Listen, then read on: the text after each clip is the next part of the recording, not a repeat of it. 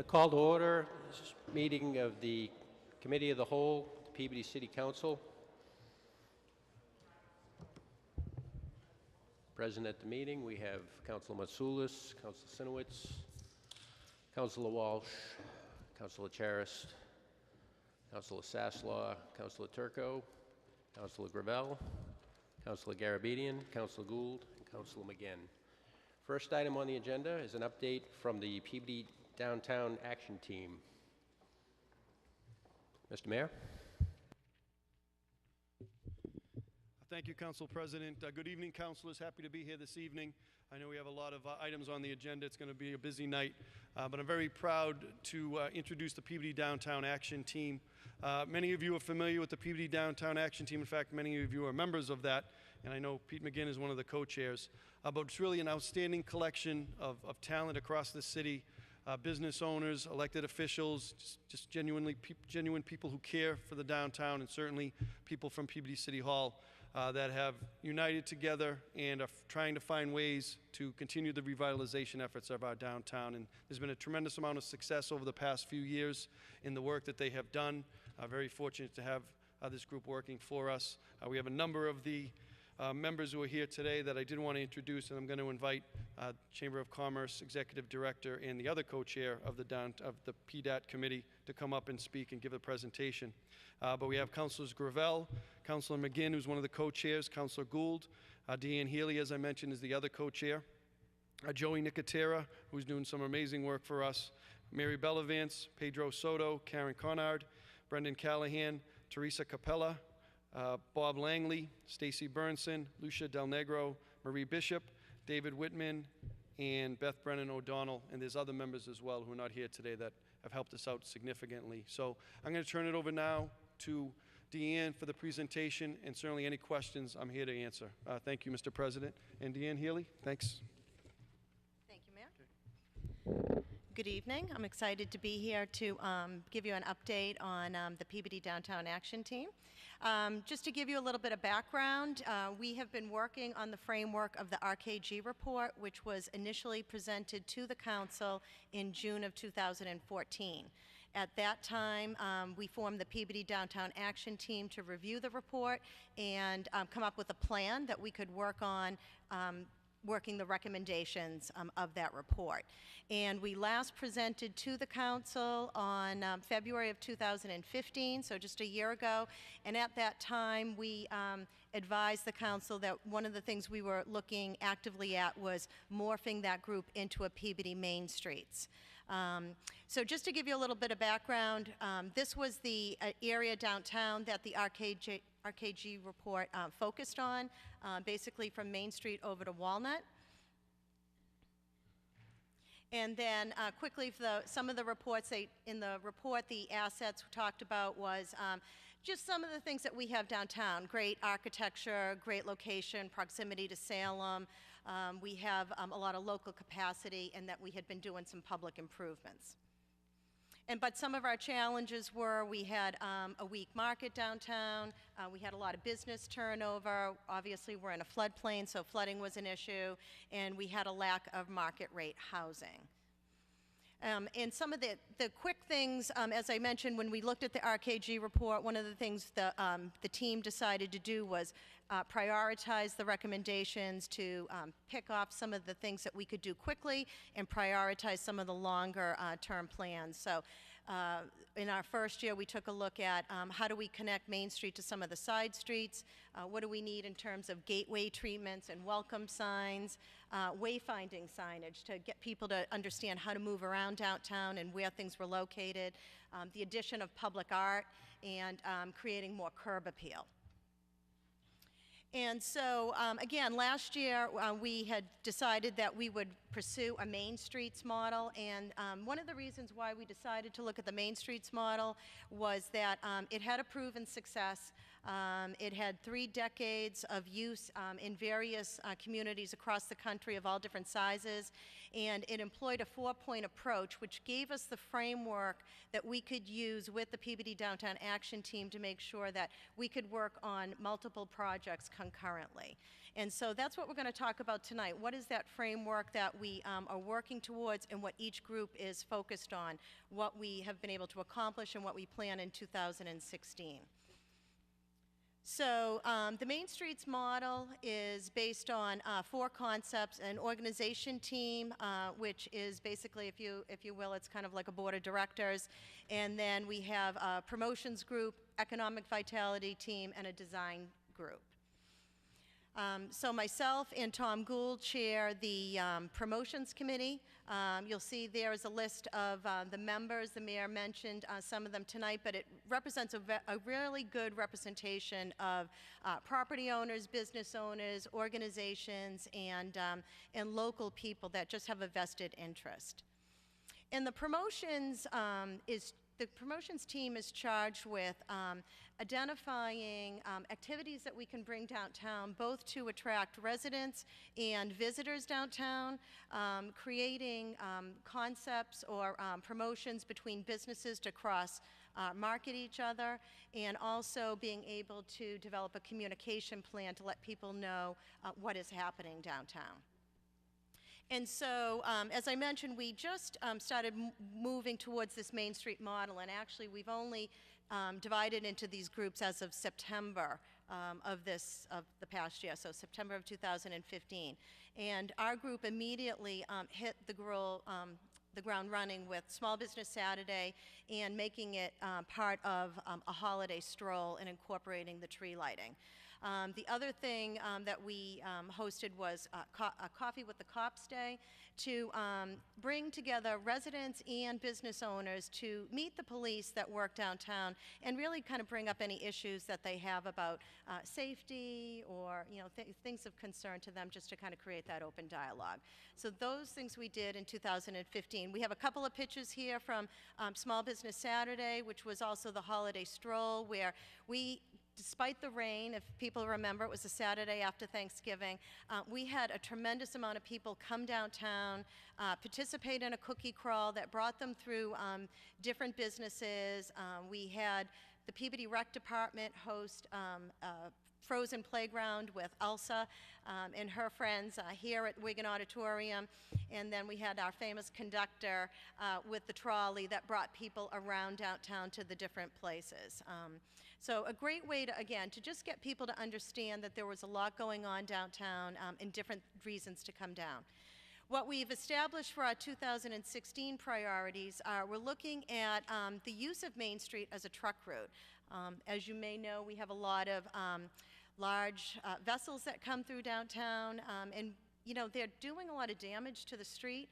But also, and we want to protect that because we've made a lot of investments there, but also as we move towards making downtown a more pedestrian-friendly environment and having people, walk around and hopefully have some outdoor dining in the near future, it's not a pleasant experience when these big trucks come whizzing by.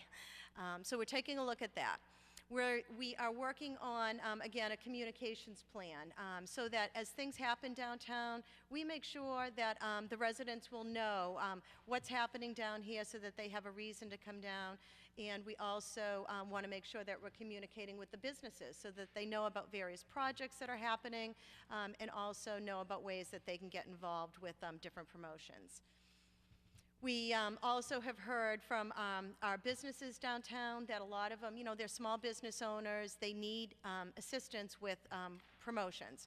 They don't really know social media really well. We're looking at ways that they can cross-promote each other. And actually, we have a project going right now with a group of Salem State students through their Expect program that have taken on the promotions committee as their project.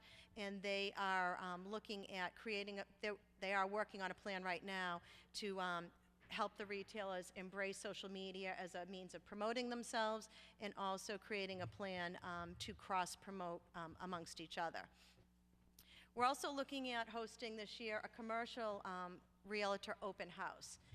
We think that there is a tremendous amount of potential downtown. We have all the pieces. We have reinvestment, both private and public, that's going on. We have plenty of cars and pedestrians that are down here, and we just need to make sure that we get the word out to commercial realtors to see exactly where we are at this stage in the game so that we can attract some more business down here. We're also working on the return of the Antique Car Show, which will be the third year. It's happening on June 12th, so we're getting ready to start promoting that. And then one thing that we're also looking at is how do we have one identity? We have a lot of different groups that have an interest. We've got the Peabody Downtown Action Team, which is becoming Main Streets. We have a Peabody Downtown Association. We have the Chamber of Commerce. We have the Cultural Collaborative. We have Opportunity Peabody. What we want to make sure is that while everyone's doing all this great stuff, that we're presenting one unified message to the residents and visitors that come downtown. So that's what's up for the promotions. I'm going to turn it over to Karen Sawyer now, who heads up the Economic Vitality with David Gravel. Good evening. We are the group, you'll see the names of the folks listed there, who speak to what kind of programming and incentives and zoning and what things can be brought to bear to improve the business vitality and economic health of the downtown, both for the existing businesses and for those we look to attract. So this slide speaks to what the goals of our committee is, but essentially we are looking to build a commercial district that responds to the needs of today's consumers, both the businesses and residents alike, as well as who else should we be looking for, while all the while maintaining our historic character and recognizing what makes Peabody unique. So we're doing well if we're retaining and expanding successful businesses. We're looking for a balanced commercial mix. We'd like to sharpen the competitiveness and merchandising skills of the businesses and the property owners, and we're looking to attract new business that this market could viably support. So in many ways, the three committees that do distinct work have a lot of overlap with one another. Sorry, can you go back one, Pedro? So quickly, accomplishments. Back in late in 2014, early 2015, we were named a Transformative Development Initiative District. So what that means is we get a lot of love and attention and some funding from a quasi-public state agency called Mass Development, and we'll get to the fruits of their labor in a moment. We're also the group that's looking at a business retention and recruitment plan, but as we were looking at that as our first item, we really noticed that in order to get there to attract new businesses, we've got to nail down and refine what our parking strategy is downtown. So the third bullet on the slide there has taken precedence. And in the late March, early April timeframe, we will be bringing to the City Council a comprehensive strategy about what to do with parking. That would include fees, fines, a sticker program, the language in the zoning ordinance, and it's a comprehensive effort we've undertaken with the police department and the chamber and all interested parties. We're also helpful in terms of acquisition and redevelopment of some key parcels such as 2 Washington Street and the former St. Paul's Church. So here come our photos. With our TDI district designation, we got a small but very meaningful grant. We built and set up a pop-up cafe in September. You may recall we were outside the library with coffee.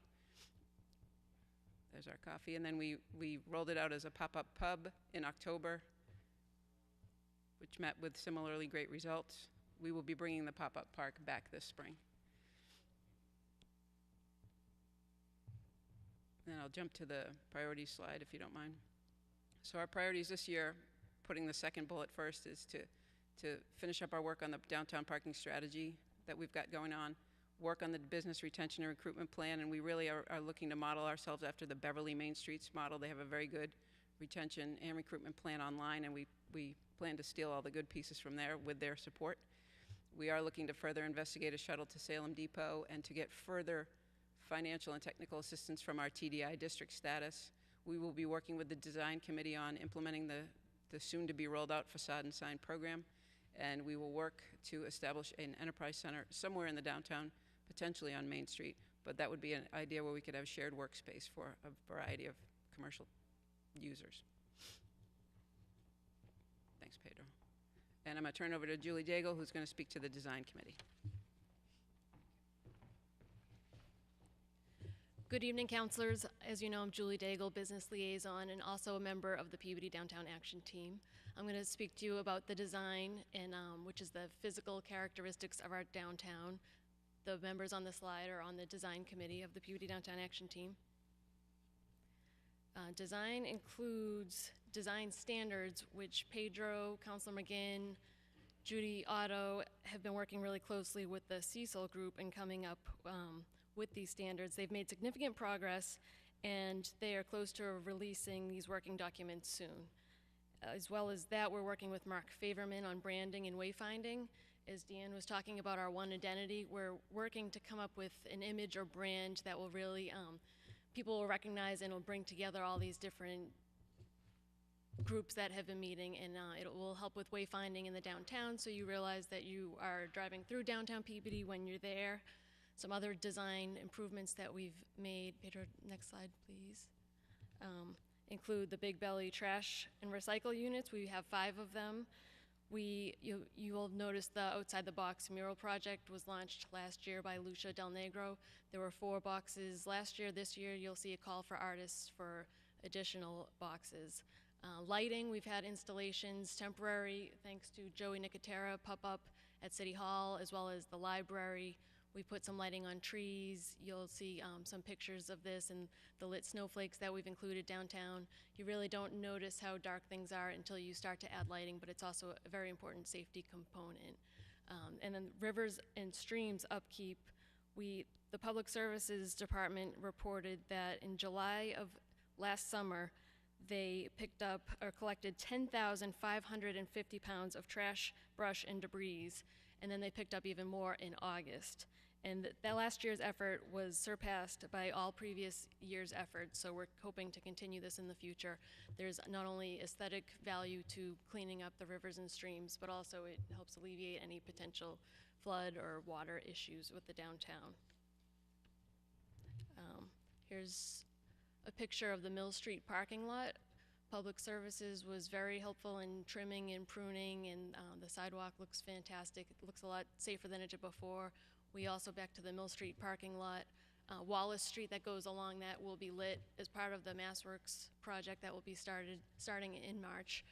This is the former storefront of the now owned by Northfield Properties, and you'll see in the next slide the major improvement that they made. The storefront next to that looks just as good. And then in the next slide is the Outside the Box mural project.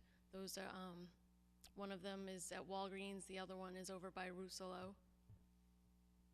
This is an example of some public art that went up downtown. As part of the PDAT being on the main streets, Deanne and I went to the Main Streets Conference and learned about what other communities across the country are doing with placemaking and underutilized spaces. So this is a way to temporarily get people's attention, get people talking, and show that there is some action. On the left is an example of what Joey Nicotera did with some of his lighting, and the right is one of the snowflakes we hung up throughout the downtown. So the priorities for 2016 for the design committee include implementing the branding and wayfinding strategies that Mark Favorman has been helping us with. You'll probably see those designs come out very soon. Renewing the facade improvement program, which is tied to the design standards that will be released soon. Upkeep of the Main Street corridor and cleanliness. As you know, the mayor did hire someone who's downtown several days during the week cleaning up trash, and we're hoping that the businesses and stakeholders will continue this and keep it clean, especially with our MassWorks Main Streets project that's coming up. It'll motivate everyone to continue with the cleanliness. We also hope that Public Services will continue to help us with the maintenance of the rivers and the streams. So this slide summarizes the RKG report that we've been working off of, and it ties together everything that we've just reviewed and what we've done, and you'll see that those are the goals of the report, and here you'll see what the things that we have done and the things that we're working on. And if you are all interested, in lieu of sending you this slide presentation, we can hand out this bulletin that Deanne Healy prepared, and it highlights everything that we just talked about, and you'll see all of the progress that we've made. Councilors may President, may we hand out the Please do. brochures? Thank you. And Councilor Matsoulis, can I have a motion to receive? Late communication. So moved. You heard the motion. All in favor? Any opposed? The vote?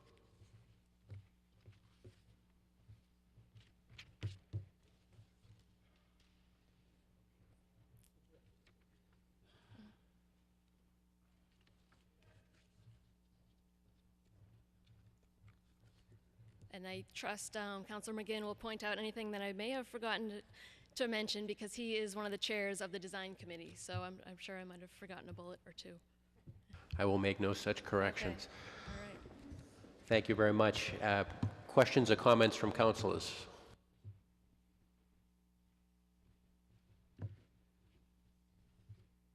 Councilor Gould.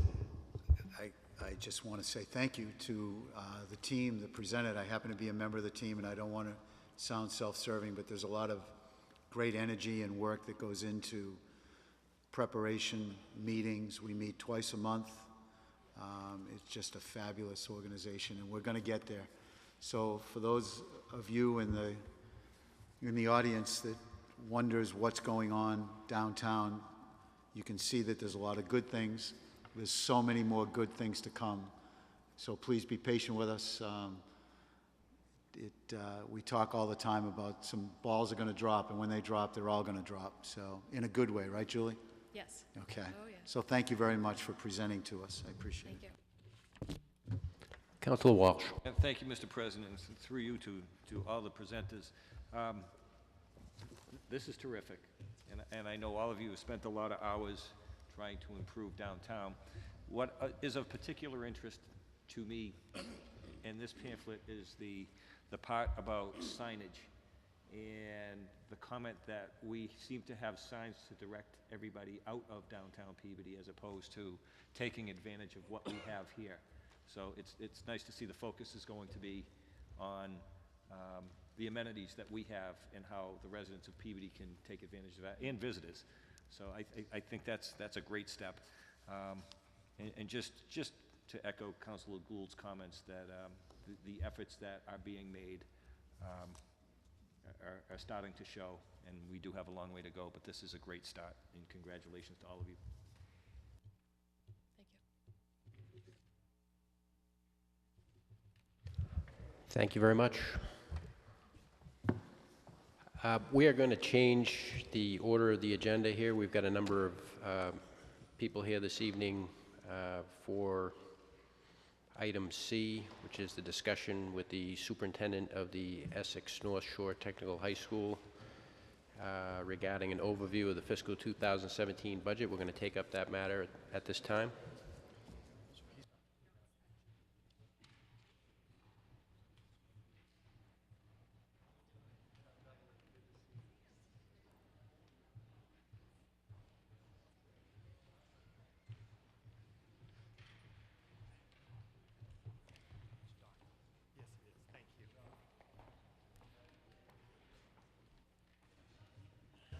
Dr. Lupini, could you just please state your full name and address for the record?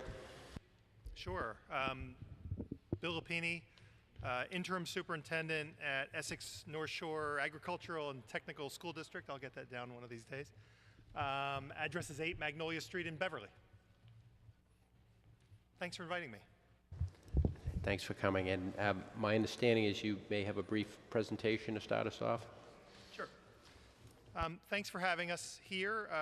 I'm happy to be here and to have the opportunity to work with Jim Liakos, your representative to our school committee, and Melissa Texchera, who's our chair, a member of the Gloucester School Committee, and the chair of our school committee. I believe you have copies of the document that we've been working on. I should say up front that I've been at Essex North Shore now for 4 months, but have been a superintendent of schools. This is my 21st year, and spent 7 great years in Beverly, and the last 11 years in Brookline as superintendent of schools. And I'm happy to be back on the North Shore and to be working with all of you and around this project of the local vocational school. I started my career as a vocational educator in Pennsylvania, and I'm very, very happy to be back working with teachers and your students.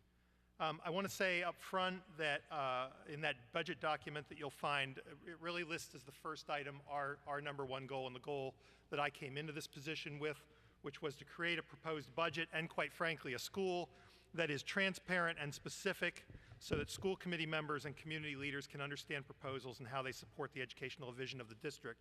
We have spent a lot of time over the last number of weeks meeting with whoever wants to meet with us to talk about this budget. I think this is our third or fourth session in a city or town. We have a number of others scheduled and others that will be scheduled. And this week we've had meetings with municipal officials and had 20 representatives from cities and towns come in to talk about this budget with us. And that's the way we're going to do business, as long as I'm the superintendent at Essex North Shore, in a very open fashion. And so I'm happy to be here, and I hope you'll invite me back.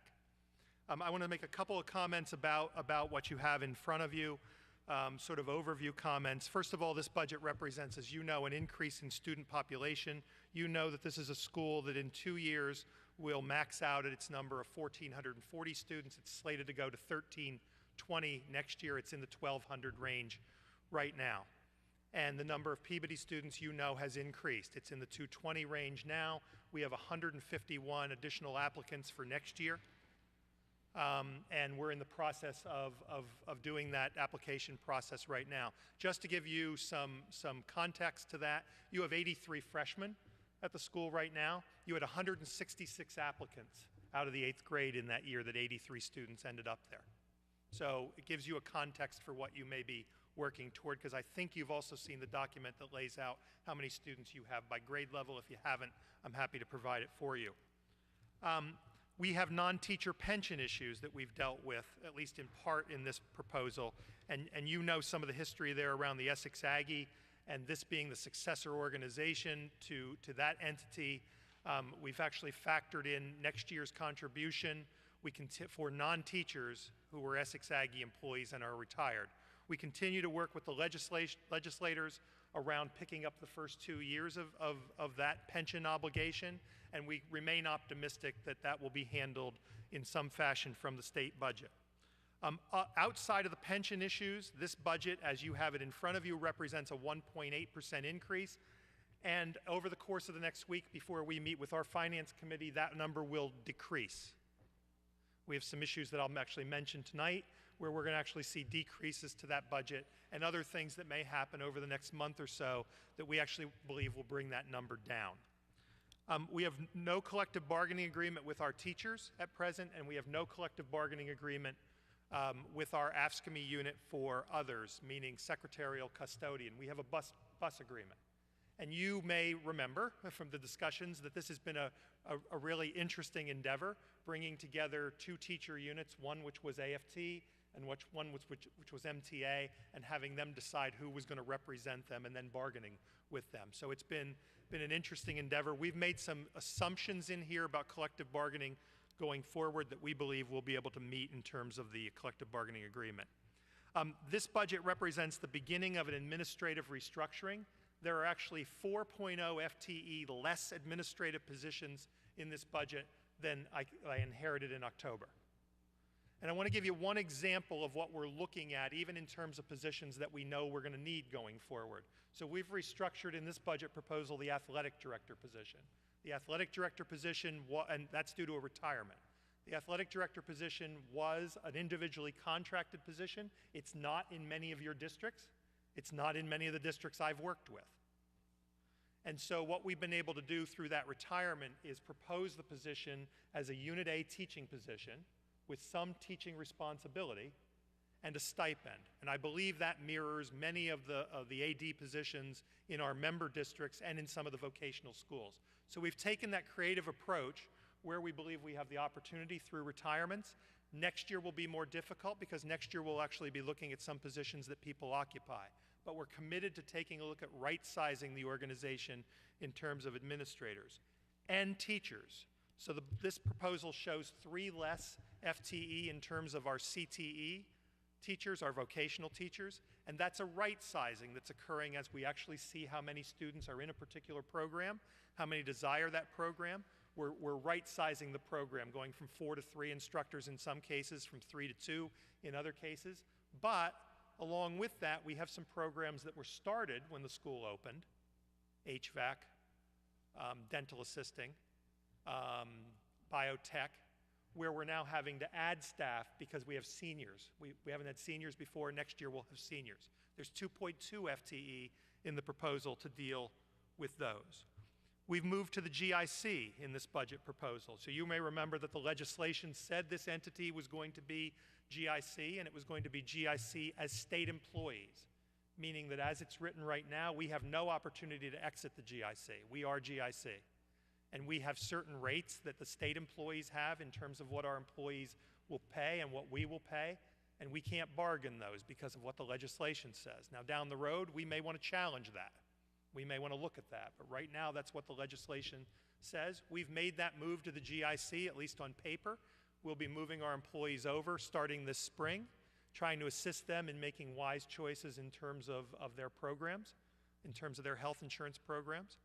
And we've had some great offers of help from some of the communities to do that. So Salem, for example, has done some really great work in educating employees around some of those programs, the value, for example, of a neighborhood health program. We'd like to be able to share that information with our employees, hopefully move them to those less expensive programs. And Salem has volunteered to help us do that, which we appreciate very much.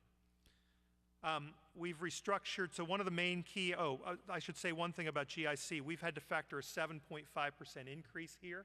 That's what we're hearing from what we think are some good sources. My former town administrator in Brookline, who sits on the board at the GIC, that's what Brookline's using. That's what we've used for a GIC assumption. We hope it comes in better than that, but right now we don't have that information. We won't till mid-March. One of the real disappointments for me coming into the job has been adult education. Many of the vocational schools are able to provide for their equipment replacement programs from their adult education, from what they bring in, and our program is barely afloat. And so we've proposed some restructuring of that program, and I'm hopeful that in the next year I'm able to come back and talk to you about how we've taken an equipment replacement program out of the budget and put it entirely against adult education, thereby removing it from your assessments altogether. That's my goal. We've made an assumption in here of some fees. So we've tried to bring some additional revenues to this budget. We've made an assumption of a small athletic fee, a parking fee.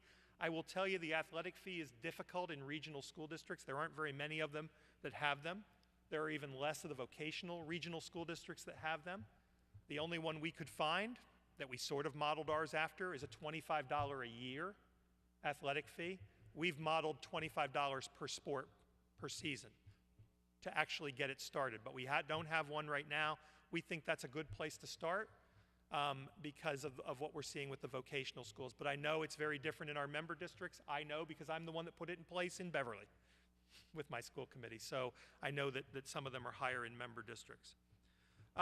What do we expect to see over the coming months? I expect to see these numbers go down. And I expect to see them go down because I expect that Chapter 70 is not going to be where the governor's proposed it. I expect that the House and Senate, at least in terms of the sources I hear from through our professional association, through the Superintendent's Association, are saying they expect that we may see better numbers. That improves the situation, lowers your assessments. We have an RFP out for a daycare program. We offered a daycare program on site right now, but we've worked with the Inspector General's office and found that that wasn't put in place in the right way to begin with. So we have an RFP out. Any income we derive will be brought to our revenues and put against assessments. We expect that we'll have better rates on the GIC. And today I'm pleased to tell you we were in Boston because we received a $140,000 grant as part of the governor's proposals on vocational grants for our HVAC program, for that new program.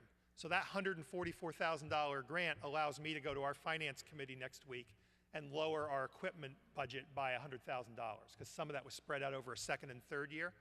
And so that will lower the numbers you're looking at tonight by $100,000 before we ever get to the discussion next Wednesday night.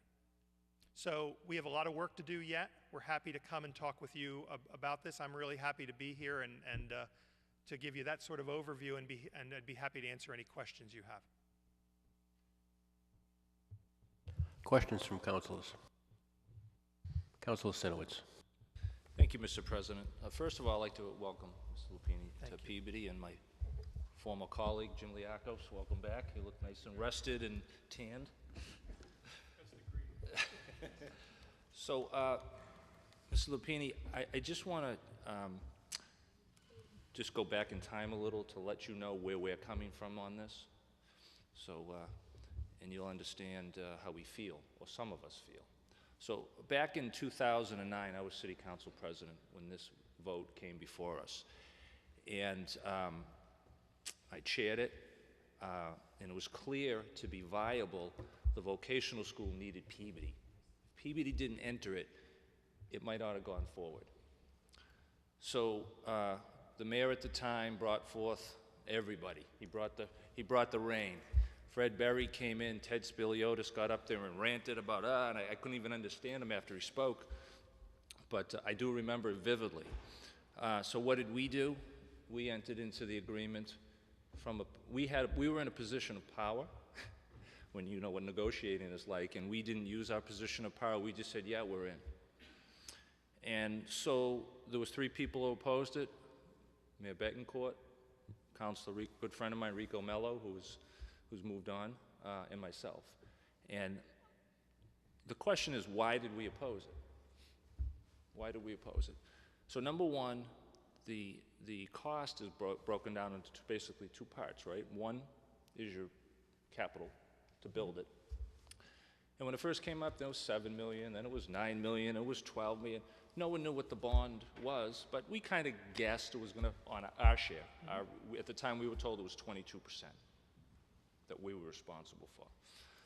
So we never knew that, but when we talked about the operating budget, we were never giving an operating budget for the new school. Not even an estimate. Not even an estimate. So how can you go into an agreement not knowing the financial impact on our community? So, you know, and I think my comment was we were fiscally irresponsible, this city, to enter into that agreement. Now, I had guessed, even if the operating budget was $10 million, we're responsible for 22%, 2.2. Throw in a $500,000 bond, we're sitting on 2.73 million, and that's what kind of it came in at, roughly, the first year.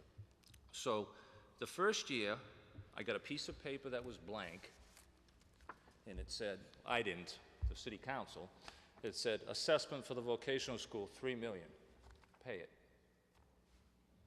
So we were all, I can't speak for other councilors, and I know there's been a lot of change over here, so I can't speak, but I was taken back by it.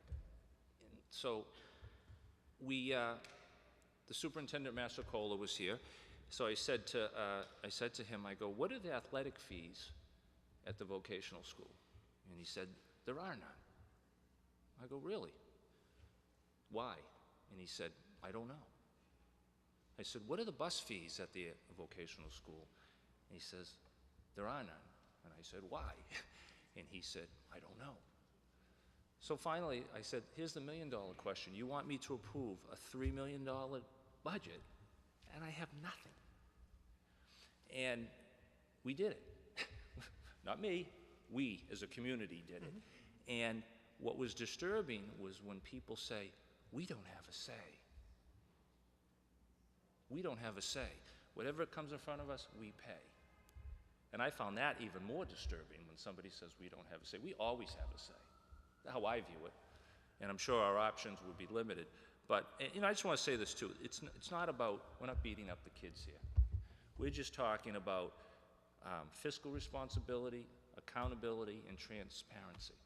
And that's what it's about. And I know you weren't here at the time, so I'm just trying to let you know Thank you. how we got to this point. So second year, okay, went down a little because our assessment went down a little, so we're at 2.7 million, roughly, in 2016.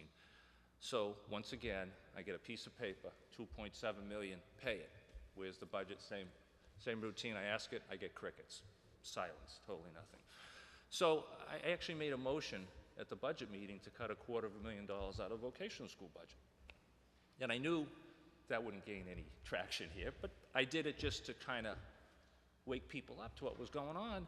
And I asked again and again, We need the budget. So that was in July, so you're here now, and I thank you for being here, if it took that long. And this But- is what you'll have as long as I'm I can tell. standing here. I can tell. So the here and the now is, I'm looking at a budget that's gone up over 900,000 to about 3.6 million and change. And while I feel good about that you're here, and we have this budget, and we kind of get an idea where we're going, then we start with the nonsense with the ex-superintendent and the corruption. And, you know, I started to read this, and I says, you know, I'm not going to read this. I get the gist of what he was doing or what was going on, allegedly. Okay, I don't want to... Councilor Sinowitz, point of order. Could we get a motion to receive that item that you're holding? Oh, yes, ma'am. Motion to receive, it's not a late committee. It's not late. It's item 8G to the regular 8G. meeting. Move to receive item 8G, Mr. President, so moved. Yeah, you heard the motion. All in favor? Any opposed to vote? Thank you. So, and then that went on, and that was really disheartening to hear about what was going on. And like I said, I started to read it, and I just put it aside. It's like I got the gist of what was going on. So, so just when we're getting by that, then the issue with the no bid contract on the skating rink facility, and that was also a little disturbing the way it came out in the paper. And that's a whole nother issue that we could, I could talk all night on this, but I'm going to keep it brief. I thought that the comments by our state representative said, well, no one was going to bid on it anyway, so why did you have to do a no bid contract and put it through the State House, hire a lobbyist who, excuse me, he can't be a lobbyist, he's legal counsel, okay, sorry about that, and then charge it back to the district. So that's a problem, okay? And so now you understand why people are upset, okay? So I've got some questions, and so the first question is, why did it take 2.5 years to get in your eyes of what you saw before, why did it take 2.5 years to get a budget?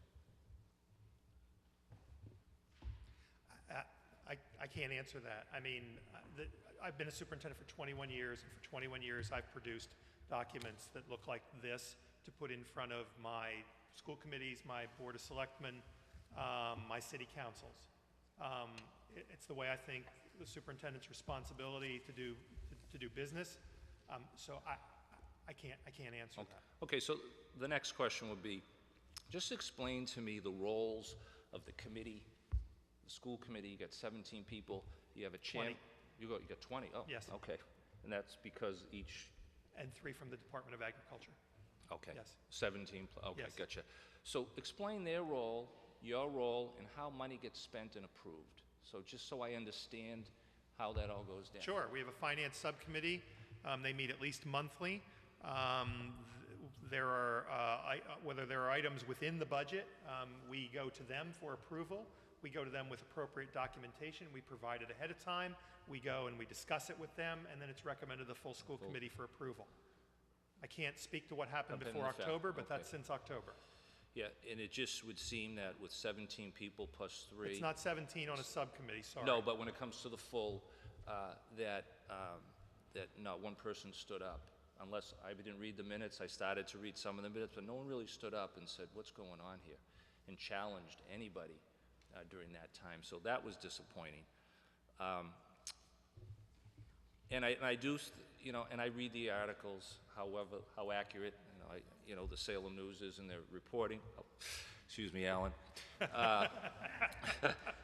But I do think that everybody shares, and if we're going to assign blame, I think the school committee over there should get some of the, dish it out, get some of the blame. Everybody should, but that's here nor there. So why is it hard to implement athletic fees?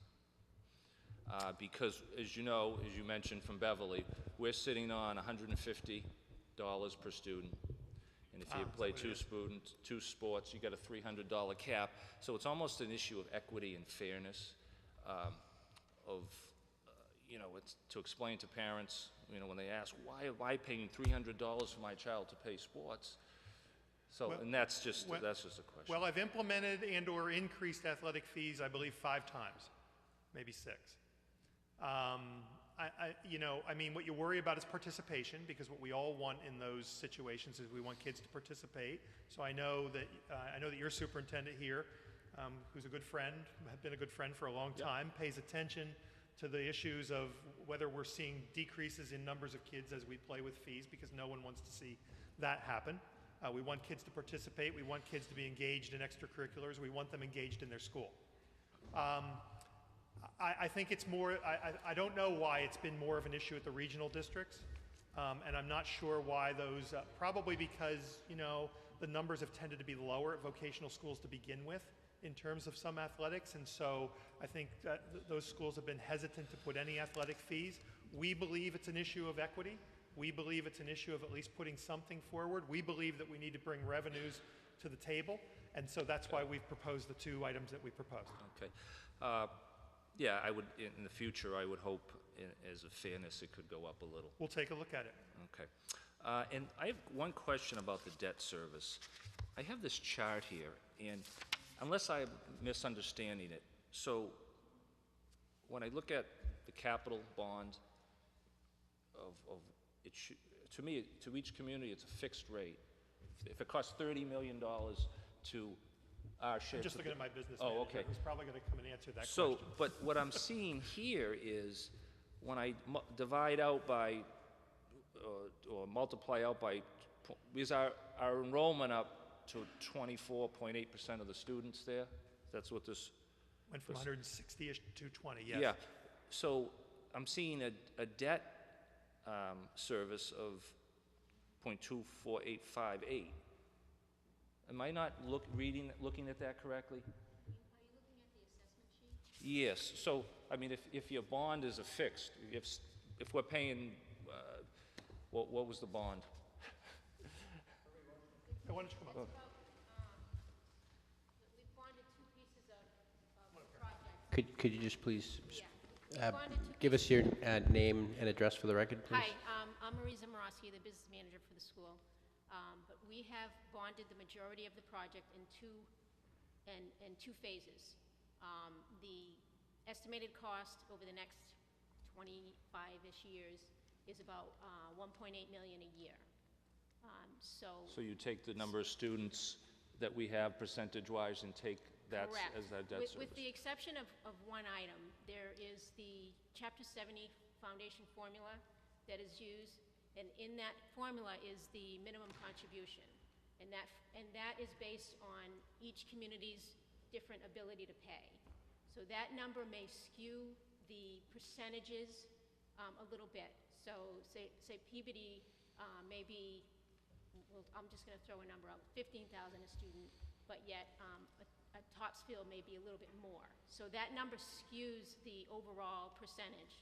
Everything over and above that piece of it is by the straight percentage. So if our enrollment fell by 50 students to 20%, well, I'm just throwing out a number. Yep. So our assessment would be divided up by, multiplied out, and Correct. so it's Every a matter year, of up yes. and down. Okay. Every year it's based on your percentage of enrollment in the district. Okay, and while you're up there, just one question. What's the, I know you touched on it lightly about the pension liability, which was another, how that happened at the beginning. I don't know how that got slid through, that the district is now responsible from all the other people that, for the merged in. Essex Aggie, you've been open 2.5 years, now we have pension liability. I've never seen anything like it. It's so, what is the impact? And there was something that we got $100,000, but that was for 1 year, right? From the State House, I think there was like $500,000-$600,000 in pension liability, and we got. So what's built in here for pension liability, again, non-teachers associated with retired from Essex Aggie or from North Shore, so it's both the Essex County retirement and the Salem retirement system, because former North Shore are in the Salem retirement system, is a $620,000 increase, right? That isn't dealing with those 2 prior years. Those 2 prior years, we're hoping for relief from the state. We're still working with legislators. We've worked with A&F. We thought we had a commitment from A&F. and that's about another $750,000. Wow. Okay.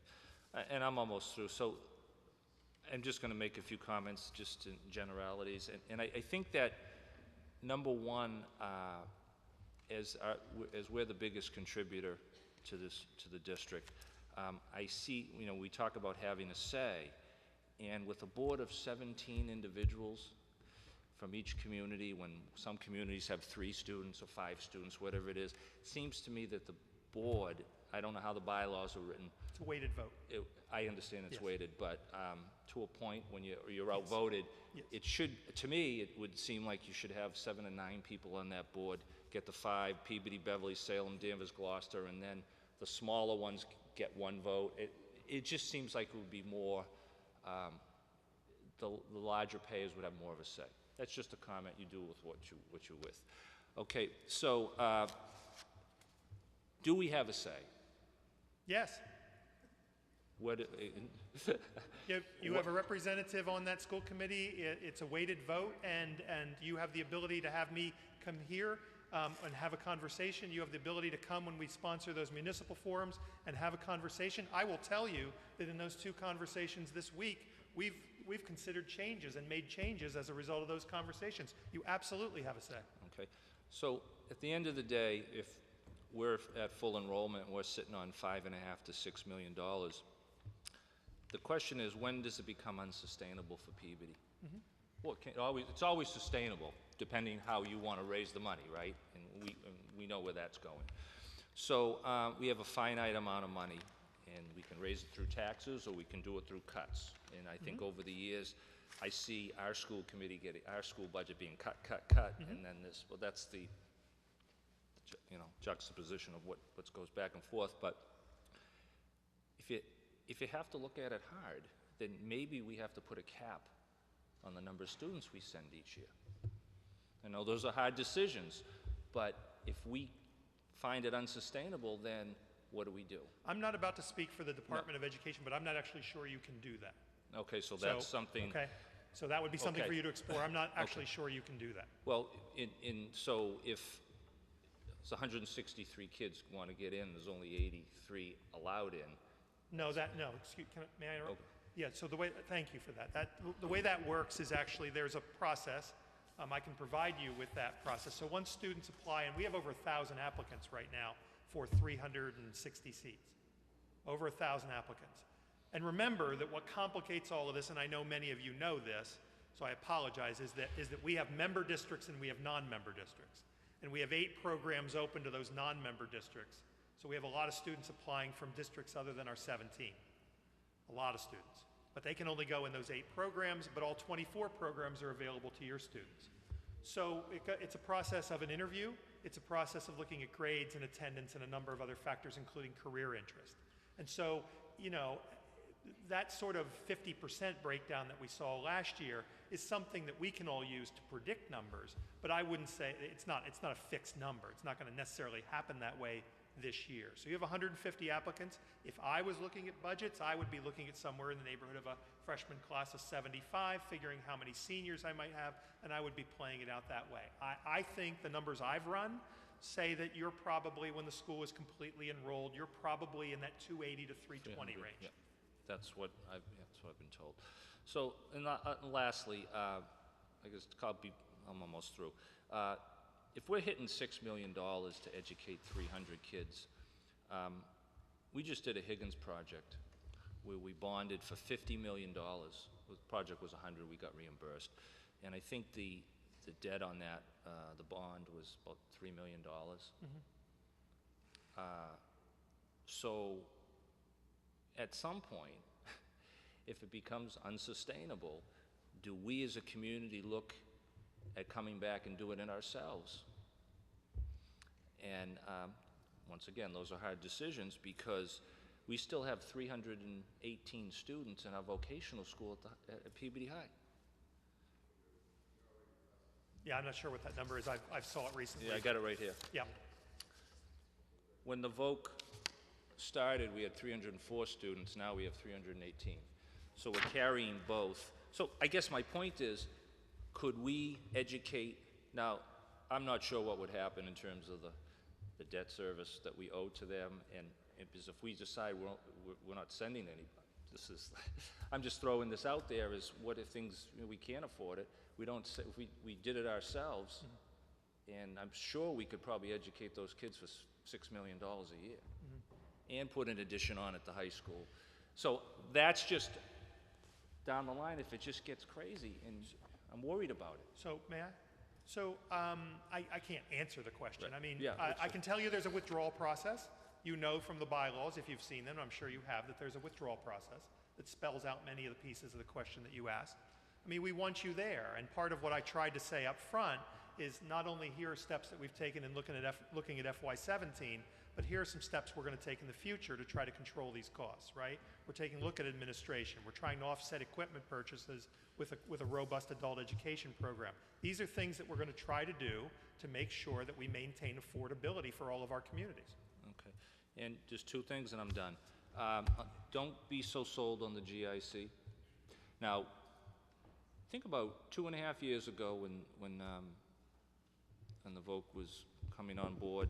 I was at a school committee meeting, and I recommended that they make a memo sending to the new vocational school that they go into the GIC at the time, because we were going into the GIC. We were transferring out of Blue Cross Blue Shield to go into the GIC, okay? And that just got ignored, and they went into Blue Cross Blue Shield. Well, we went into the GIC to save millions. So now you're going into the GIC. You don't want to be locked in. Be careful of that. Well, we are, by legislation. For how long? Forever. Oh, because we're just getting out of it. Right. That's what I tried to say in my opening comments. The legislation said that this school is a GIC entity, a state GIC entity. So it would require a change in legislation, which if it comes to that point, we would need your help with, I would just say obviously. keep an eye on that cost, because that's I'm devastating. absolutely with you. So I just thank you for coming tonight. Thank you. And I'm encouraged by meeting you and having you here and talking, knowing you're on the ball. I can tell you know what's going on and you're on top of everything. Thanks. It's so nice to be here. Let's work for the best vocational school we can have. Thank you. Absolutely. Thanks. Councilors, I'll just point out for the record that Mr. Jim Liakis is here, Peabody's appointed member of the Essex Tech School Committee, Attorney Melissa Joy Texera, the chairperson of the Essex Tech School Committee. I'd also like to recognize and thank Dr. Herb Levine, Peabody's interim superintendent of schools, for being here, and Beverly Ann Griffin Dunn, member of the school committee, for being here this evening. So if you have questions for any of them, you can feel free to ask as well. At this time, His Honor the Mayor would like to make a few comments. Thank you, Mr. President. And I just have a few comments. I'll be very brief because I know we have a lot on the agenda and there may be other questions to be asked. First, I did want to thank Jim Liakis. He spent many nights, many late nights at the different school committee meetings. Len Bonfanti before him, the same. And it's a very difficult task, a lot of work taking place. And I think Jim, on more than a few occasions, Council Sinowitz has probably been the one guy jumping up on a couple of items to speak on a couple of topics. I think he's been sole no vote on a few different items, but it's great to have Jim representing us. I did want to speak to Superintendent Lupini. From day one when he took office, or took hold of the superintendent's office, he reached out to myself. I know other mayors, town managers as well. For the first time, I felt that we were a part of things, whereas before we were not a part of the community, not a part of the family, and I felt like outsiders. We were not presented information. And from our first meeting in October, Superintendent Lupini has been very forthcoming, very open, giving preliminary budgets, giving enrollment projections, an administrative flow chart. Any question I've asked him, he's been very quick to respond, and that never happened before, never. And I feel really good about the relationship with Superintendent Lupini and what he's brought to the table. Certainly, I was not a supporter of our entrance into the vocational school, but it was not because of the great work that we anticipated taking place there. I think the decision was made by the city council, many who were on the school committee prior to that, many deeply involved in the history of our educational system, and the decision was made to enter into the regional vocational school, and I think it was honorable, that vote. And I see, being over there the other day, in fact, yesterday, with Superintendent Lupini, I attended one of the budget sessions which we had a number of discussions and debates, and many of the things that Council Sinowitz talked about I wanted to make sure I was clear on. But there's incredible work taking place there. I was very impressed with the facility, certainly, but I'm very impressed with the students and a lot of the work that was taking place. And I'm very proud that a lot of our students are going to be getting, many of our students are getting a top-rate education. Certainly at the time, my concerns were more with the information that was being provided to us and really the lack of information. I didn't think we got a clear financial picture of what was taking place. I didn't have confidence in the leadership at that time, and I was concerned about the number of administrators. And I think that that's being tackled now by Superintendent Lupini and his team.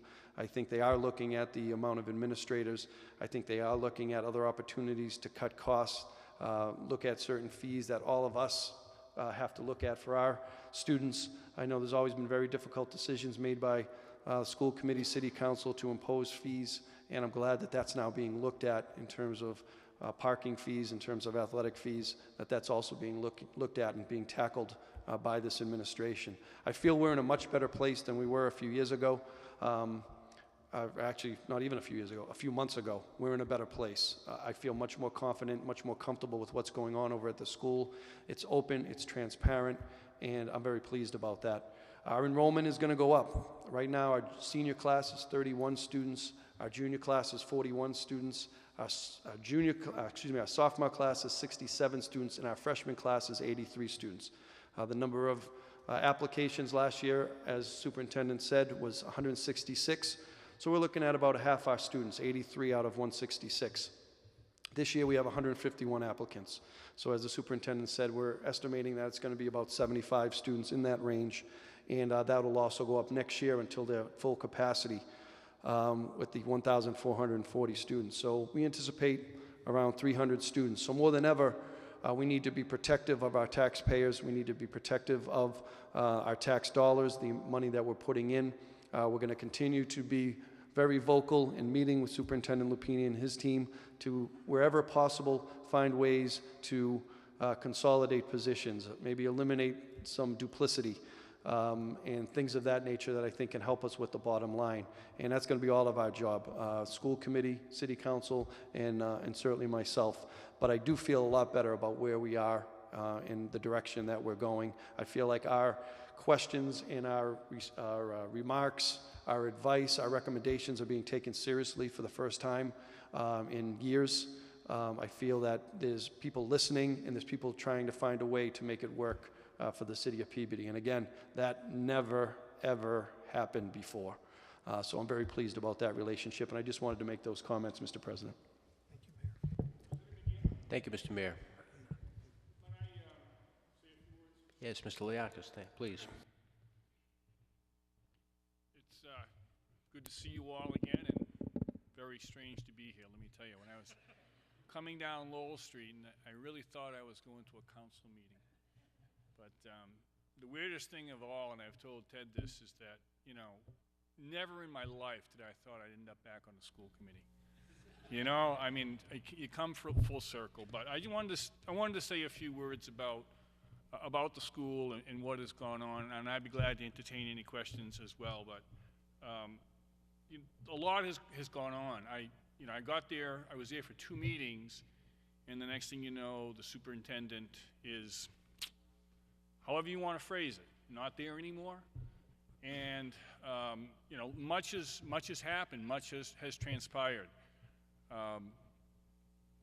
The person who is running the school committee, the chair, is no longer a member of the committee, and you can read into that what you like as well. And so there was a complete upheaval in the school committee, and as well as the school itself, in losing its long-term superintendent. So I was somewhat involved as much as I could, being a new member, I have to credit Melissa and Tom St. Pierre here as well, who really did an awful lot of the footwork on this. But we recognized that there had to be a change in leadership. And we initiated, or they initiated, a search for a new superintendent. We rushed it as quickly as we could because we were going to open school literally without a new superintendent. And we did a search as quickly as we could. We interviewed, and we picked a superintendent in a very short period of time. And I have to say that, you know, it was a unanimous vote for Dr. Lupini. I'm sure you're all familiar with him. He was the Beverly super, also the superintendent in Brookline. And, you know, he has made a major difference in what is going on at that school and how it's being run. And I think the mayor can see that as well, that myself and the mayor, you know, as members, as your representative, have confidence in him. And I think what happened at the school was the school committee had confidence in the previous superintendent, and that was confidence false placed.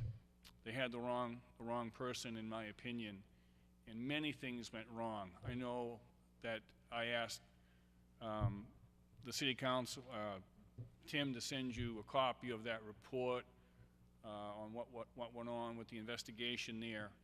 And so I'm not going to get into that, just to say that all of that precipitated a change at that level, and I think, you know, that we're on the right track.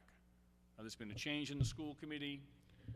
We have the right person at the helm, I think, and I really think that the school is going to go in the right direction. And I got to tell you, and you have every right, and I agree with just about everything Barry said. You know, you have every right to be upset, and you know, I think it's going to change. I know that it's going to change, and I think the school is going to go in the right direction. So I want to thank the mayor for putting me on the school committee. And it's great to see you all again. Would you have any questions or anything you want to ask me? Thank you, Mr. Liakis. Okay. Councilor Garabedian. Yeah, Jim, I just want to let you know how you got on that committee.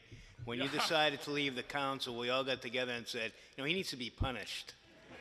And we asked the mayor to put you on the school committee I there. want to know if Dave McGeaney had anything to do with this.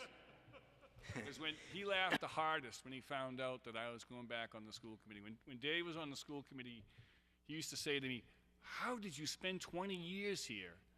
And then, of course, he just spent 20 years there. So what goes around comes around. Well, Dave McGeaney is going to be the next representative after you. I love Yeah. Well, thank you, Jim.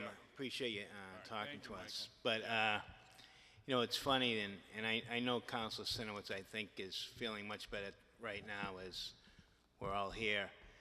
And, you know, our time has come and gone with VOC-TEC. We had our opportunities. We served on the committee, Councilor Manning, Councilor Walsh, Councilor Gravel, myself, Councilor Charis. So we know what went on, and we knew we needed this 15 years ago. And I feel that we could never afford, this city could never afford to give our children of this city what they got now at the Tech.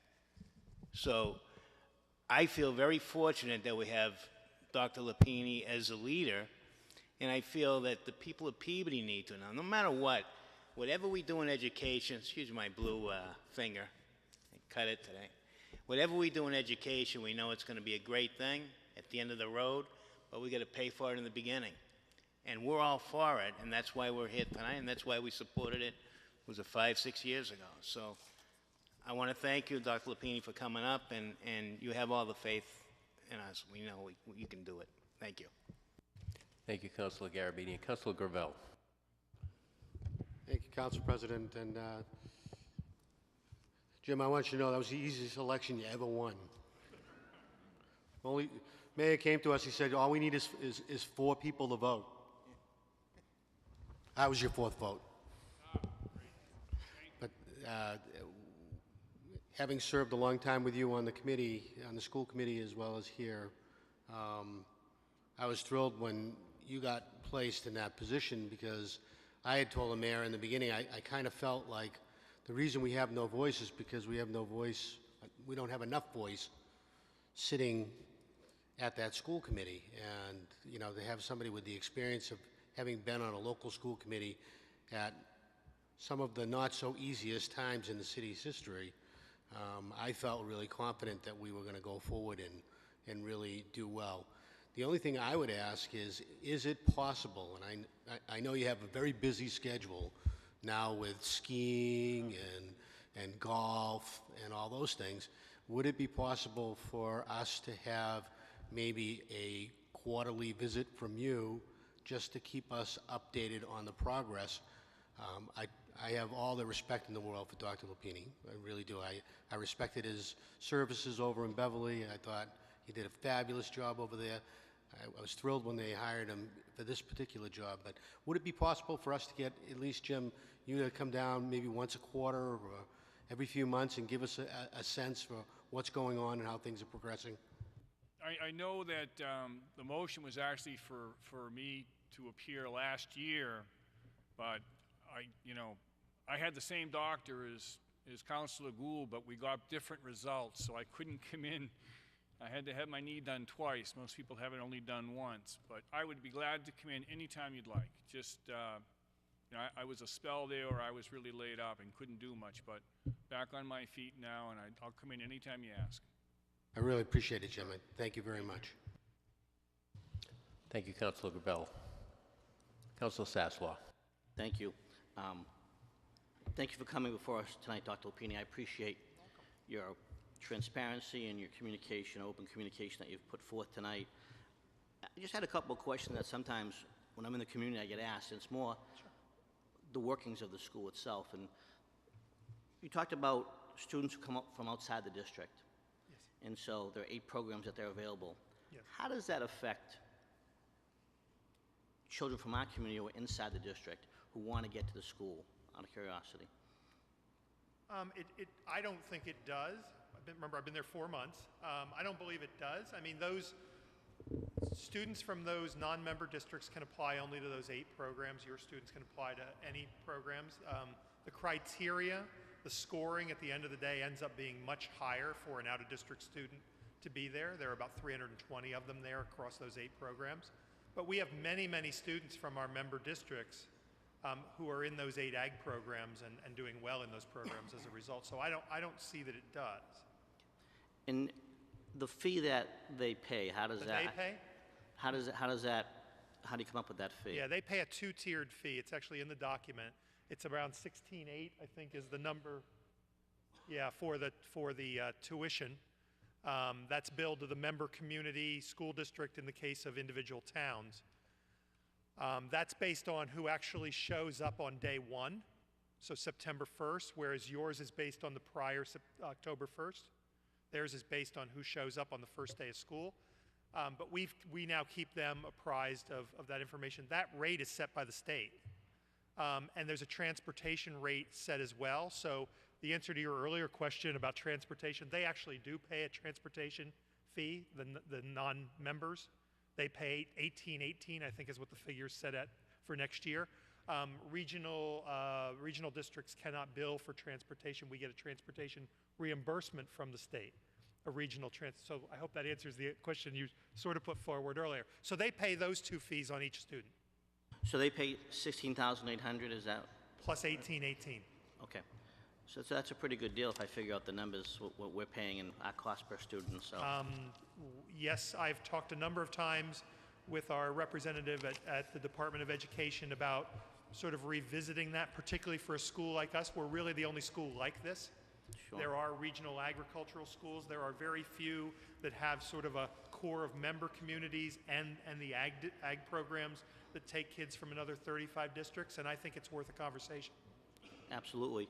And my last question is, when I was growing up, when you talked about the vocational school, you talked about students who didn't necessarily do well in a classroom for 8 hours a day. Right. And so that's what I'm asked a lot by my constituents when I go to the grocery store, because the vocational school was an out-of-the-box type of a learning environment. And so now, and I'm guilty of it myself, I'll talk about, it's like a college campus that you have up there, which is great. But what in the admission process, without getting too detailed, I'm familiar with this interview process, things like that, but what do you do for the student who is not a straight A student in the 6th, 7th, 8th grade, Yeah. but has the capabilities to maybe learn a trade? And No, that's my concern. It's a great point. I think that's where that interview and that career interest piece comes in. I think that's really important in that area. I mean, you know, the skill sets required, the sort of the math, the writing ability, even in programs that traditionally we would have thought of as programs that kids might have gone to at a vocational school, those are more and more. We had a number of people receive the grant today at the State House for machine shops. Well, machine shops are not what machine shops were. Kids can't go into those areas without good mathematics skills. They can't. They won't get jobs.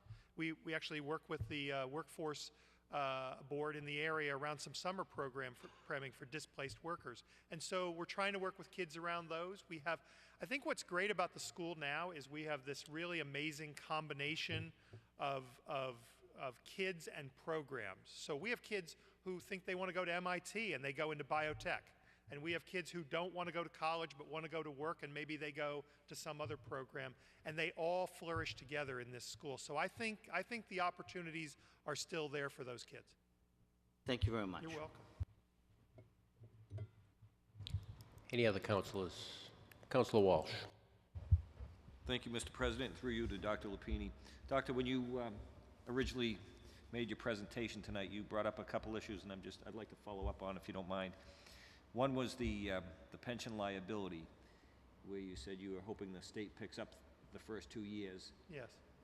What is the status of that? Is there legislation pending, or is there some ways and means? Or? Yeah, if you want to.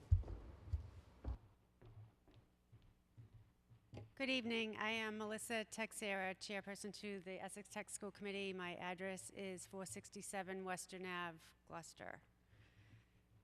We are working with Jack McGlynn's office regarding the retirement board, and Representative Brad Hill is working very closely with us too. We've actually gone to Representative Hill's office and had a discussion with members from the Essex Retirement Board present. And it was our understanding that there was going to be legislation to support paying the last 2 years that have passed to pay that bill. We were told that it was going to go into the supplemental.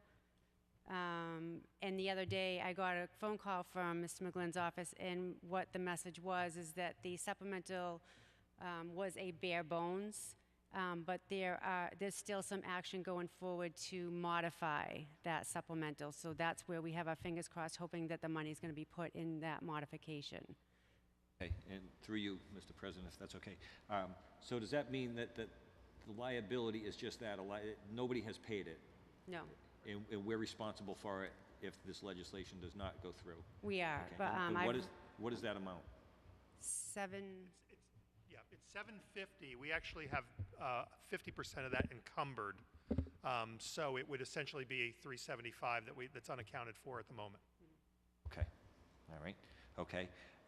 The other question, Doctor, thank you, is you mentioned that you don't have a collective bargaining unit. With teachers, that's correct. Correct. So how is their salary determined? Well, we're going to be here a while. So I have 2 collective bargaining agreements right now because I have none, right? So I have an Essex Aggie agreement that takes care of people who were formerly there as part of Essex Aggie, North Shore agreement if you were formerly there in North Shore, and the North Shore agreement is what's been applied for people who've been new to the system since. So we're all over. If you want to take a personal day, I have to look in at least 3 to 4 places to figure out whether you can take one on a Friday, how many you have, all those kinds of things. It's really joyful. Sounds it. Okay, so how long is this going to be in existence? Do you expect it's going to change and you're going to be under one roof at some point? Yes. Or? Okay. We're making progress. Okay. We're making progress. I think we're making good progress. It's slow because you have 2 very different groups. Right. But we are in the process of negotiating now. We've made some progress on a number of items that we'll be taking back to our personnel subcommittee in the next couple of weeks. We have 4 additional sessions set up with them over the course of the next month. So yes, we're making progress. Okay, so are they working without a contract, or? They're working with no increases this year. They had a one-year sort of rollover to get them through the first year. Right now, we're working without a contract. Yes, it'd be best to characterize it that way. And just one last question. You mentioned the 7.5% increase for GIC. Yes. And when you mentioned that number, it seemed kind of fluid. I wasn't quite sure. Where did you get that number? Yeah, so I got it from a very good friend I worked with closely in Brookline, who is the town administrator there and sits on the GIC board. Quite frankly, I used what they're using because, you know, I worked with his numbers for 11 years, and I'm comfortable with them. There's a lot of other assumptions in that, right? What plans do people migrate to? All those kinds of things. And that's why we're trying to work with cities like Salem to try to encourage people to go to some of the lower cost plans. Great, thank you. You're welcome. Any other councilors? Councilor Charis. Thank you, Council President. To the President, to Dr. Lapine and our good colleague, Jimmy Liakis, who was the legend on the school committee when I got on the school committee. And I just want to announce that I did, while I was on the school committee, voted for the VOC because I believe it was a necessary system that we needed to have. And there was nothing against the vocational program that we had already in Peabody. It just wasn't what this program was going to be. And if we didn't participate into this program, once again, Peabody would have been left out. Would have been one of those communities on the North Shore that would not have the availability to educate our children as other cities and towns around us were doing. We would have been at a handicap. Our property values would have been at a handicap, and the families who were coming to the Peabody would have been at a handicap, and the ones here. So I do believe it was a good choice, my opinion. I'm very happy to have you here and explain. Again, like Councilor Sinowitz was saying, it was disturbing. Even as a school board member, we got to see the budget. We went over the budget. With the regional vote, we didn't see anything. So it was something that was blowing our minds as a school board. So I appreciate you being here. I'm very happy that Jimmy Liakis is on board with that, with all his experience of going through the budgets in the school committee. I know that he'd be looking at them very, very closely. And again, I know it's a financial burden on the city and the taxpayers that each year we're having an increase of students attending school. Imagine that. That could be looked at as a bad thing. We have kids who want to go to school and get an education. I'm sure there's 1 or 2 kids who are going to that program, perhaps would have dropped out of school. We've set up programs here in the city to keep kids educated, and it's working very well. I think this is a resource too.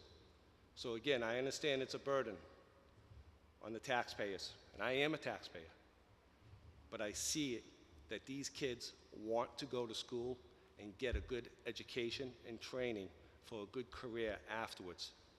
I think that's a blessing. So thank you.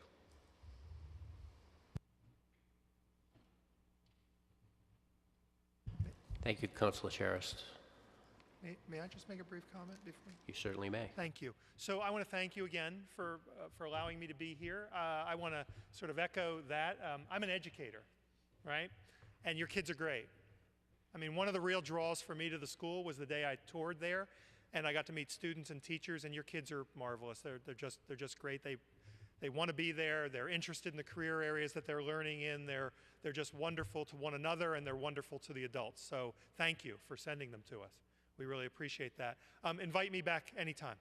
Invite me back again. I'd be happy to come and talk with you more about the school, about the programs, those kinds of things. One thing I want to leave you with is what I left with the municipal group with the other day. We're doing some work on some pieces of our program that I think should be important to you. One of them involves outside projects. And we are really interested in creating some guidelines, some better guidelines around outside projects that steer those outside projects to our member cities and towns, right? And to nonprofits. So we're looking for things for kids to do at their level. And what I mean by that is where sophomores might be, a great project for students in carpentry in sophomore year might be building voting booths. Seniors roll their eyes. Seniors need other things of challenge to them, and we have a number of communities that have stepped up, and your mayor is one who's said he's interested in this aspect of our program, to have us look at projects in your cities or towns, and we're happy to do that. We want to do more of it. We also would like to do some more co-op placement of our juniors and seniors in your various departments so that our school can give back to your program and the kids who live here can give back to your city. Thanks very much. Thank you, Dr. Lupini. If you could wait for just one moment. Councilor Gravel, just to, if you don't mind, if we could get back to the suggestion that you made about periodic visits from Mr. Liakis, just so that we could structure that properly. Would you see that going to the Finance Committee on a regular basis? That's question one, and question two would be... I would love that. I just think this way it doesn't get away from us. You know, we can see it happening as it comes. And would you, while we have them here, do you want any participation other than Mr. Liakis? Do you want the superintendent present for that meeting as well? I'll leave that up to Jim. I think he's a good judge of when he would need some support and when he doesn't. So, but I'd love to have him come. So could we have a motion on the motion would be for a quarterly update to the Finance Committee from Peabody's representatives? So moved. So moved. You heard the motion. All in favor? Any opposed? It's a vote. Thank you. Councilors, we are going to, at the request of the mayor, make a brief presentation here. So, Mr. Mayor.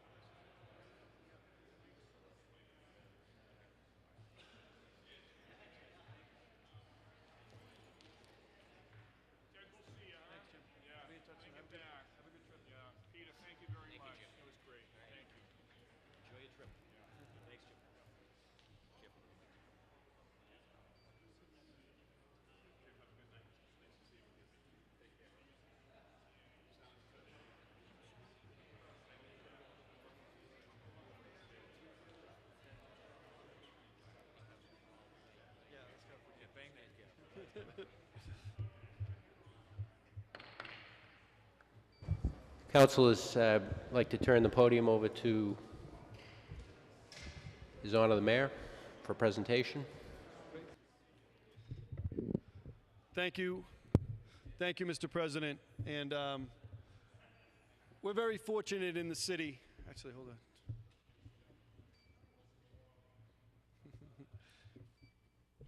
We're very fortunate in the city to have a number of people who have volunteered to serve on our boards and commissions. Very difficult work, late nights. People put a lot of time and effort and give their talent to the city. And we had a gentleman who is retiring after 20 years of service to the Conservation Commission that I wanted to mention tonight and make a very brief presentation to. I know he's embarrassed by any attention, but I'm really happy to have Mr. Frank Lee here today. I was fortunate to serve with Mr. Lee as a member of the Conservation Commission for 2 years. Always found him to be very professional, very classy, deeply cared for the city, and had just great knowledge of so many different subject areas. And he was just someone that I was very impressed by, someone that I felt we were very lucky to have as a city helping us out on the Conservation Commission. And as you know, the Conservation Commission deals with so many different issues. Every project, every type of event or activity that goes through the city touches the Conservation Commission, and it gave me a great deal of comfort to know people like Frank Lee, Mike Rizzo, who's here today, Chuck Denny, Joel Whitman, who's not here, but his son David is here. We've had some excellent people on the Conservation Commission. Mr. Lee has been chairman now for a number of years, and I wanted to present him with a plaque, just a token of our appreciation and our goodwill for the fine work you did, Mr. Lee. And I just wanted to read, presented to Mr. Frank Lee on behalf of the City of Peabody. It is my honor to congratulate you for your hard work, dedication, and commitment on behalf of our citizens. We gratefully acknowledge the many outstanding contributions you have made to our city during your 20 years of service to the Peabody Conservation Commission. Please accept our sincere gratitude and best wishes for many years of continued health, happiness, and prosperity from the City of Peabody.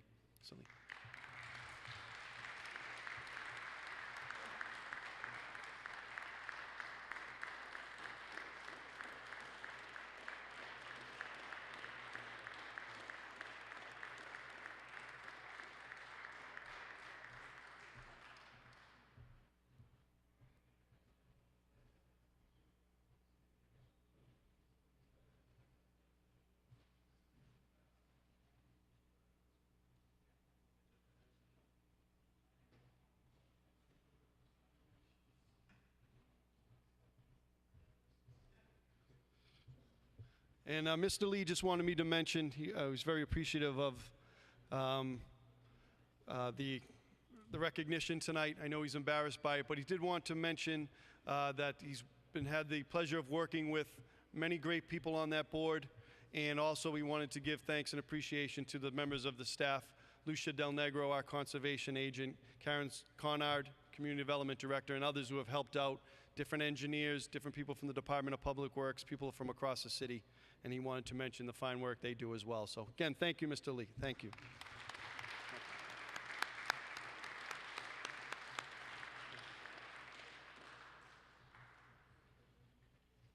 Thank you, Mr. Mayor, and thank you, Mr. Lee.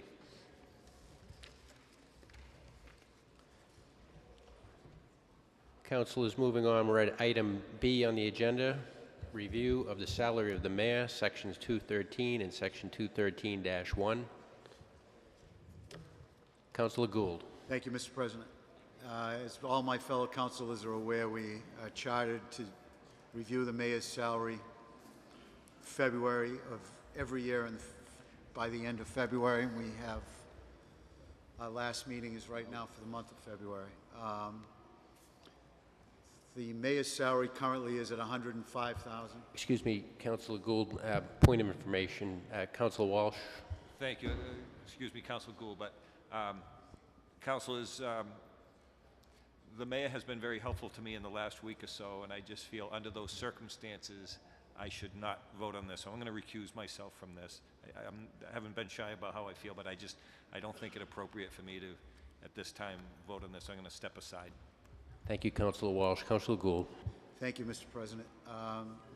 So the mayor's salary is currently at $105,000. After having done a survey of the area salaries of other mayors, Salem is at $120,000. Lynn is at $145,000. Beverly's at $100,000 with a $6,000 expense allotment. Revere, $118,000, and so on and so forth down through the metro Boston area. I'd like to make a motion to increase the mayor's salary by 4.75% to $110,000 to take effect on July 1 of this year. So moved.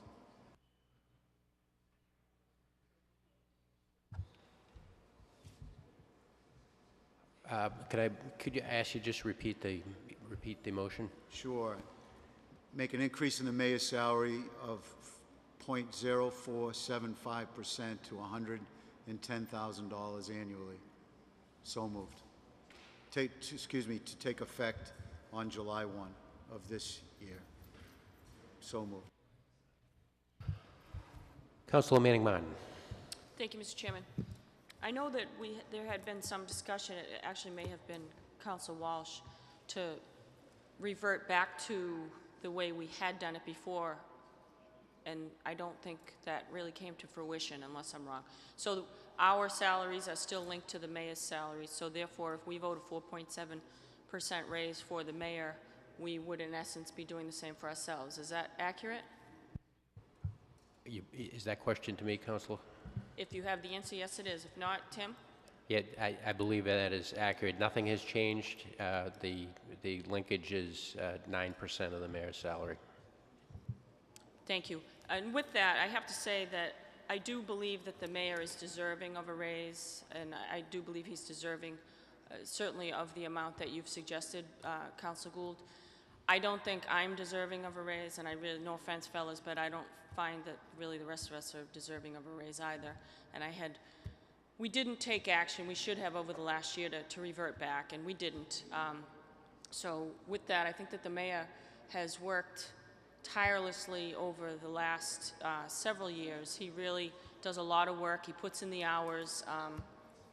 He certainly deserves it. However, I will be voting present.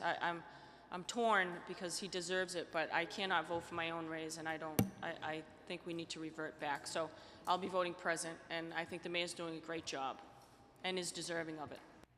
Thank you, Councilor Manning Martin. Councilor Gould. Thank you. Through you to Councilor Manning Martin, I also feel that I am not deserving of a raise, Councilor, but one option we do have is to pull that ordinance back on the recommendation of the city solicitor and review that, since the raises for us will not go into effect until January 1 of next year. So we now have 8 months to change that ordinance to split it back if the fellow councilors so desire. Our raise will not go into effect until January 1, so we have ample time to do that, if that's what this body decides. Mr. Chairman? Councilor Manning Martin. Thank you. And if I could then, along those lines, do we have enough time in order to do that ordinance change? Tim, what I don't want to do is, again, focus on something, take action on something, and have the sand run out on us, and then we get the raise that you and I would not be voting for. Right. We are required by charter to act on the mayor's salary in the month of February. We can act on any other ordinance at any other time of the year. So I don't think would be any, if it was the will of the council to change that linkage provision, there would be ample time to do so. So posting and all that, Tim, would take how long? 4 to 6 weeks. Thank you. Councilor Gravel. Thank you, Council President, and I certainly understand where my fellow councilors are coming from. You know, the linkage thing was voted on in the past because it was a very odd thing to have councilors make a recommendation on their own salary increase, and I got it at the time. The difference in a councilor's salary at if we process the mayor to 110 is basically $400 per councilor. Every councilor has the right and the obligation or the right to decide, even with that linkage, what to do with that money. You don't have to take it. You can put it back to the general fund if you like.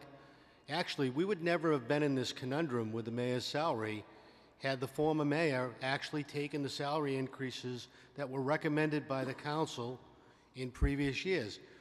What happened was he said, no, I don't want that raise, and the next thing you know, our salary level for a mayor actually fell below our lowest paid department heads.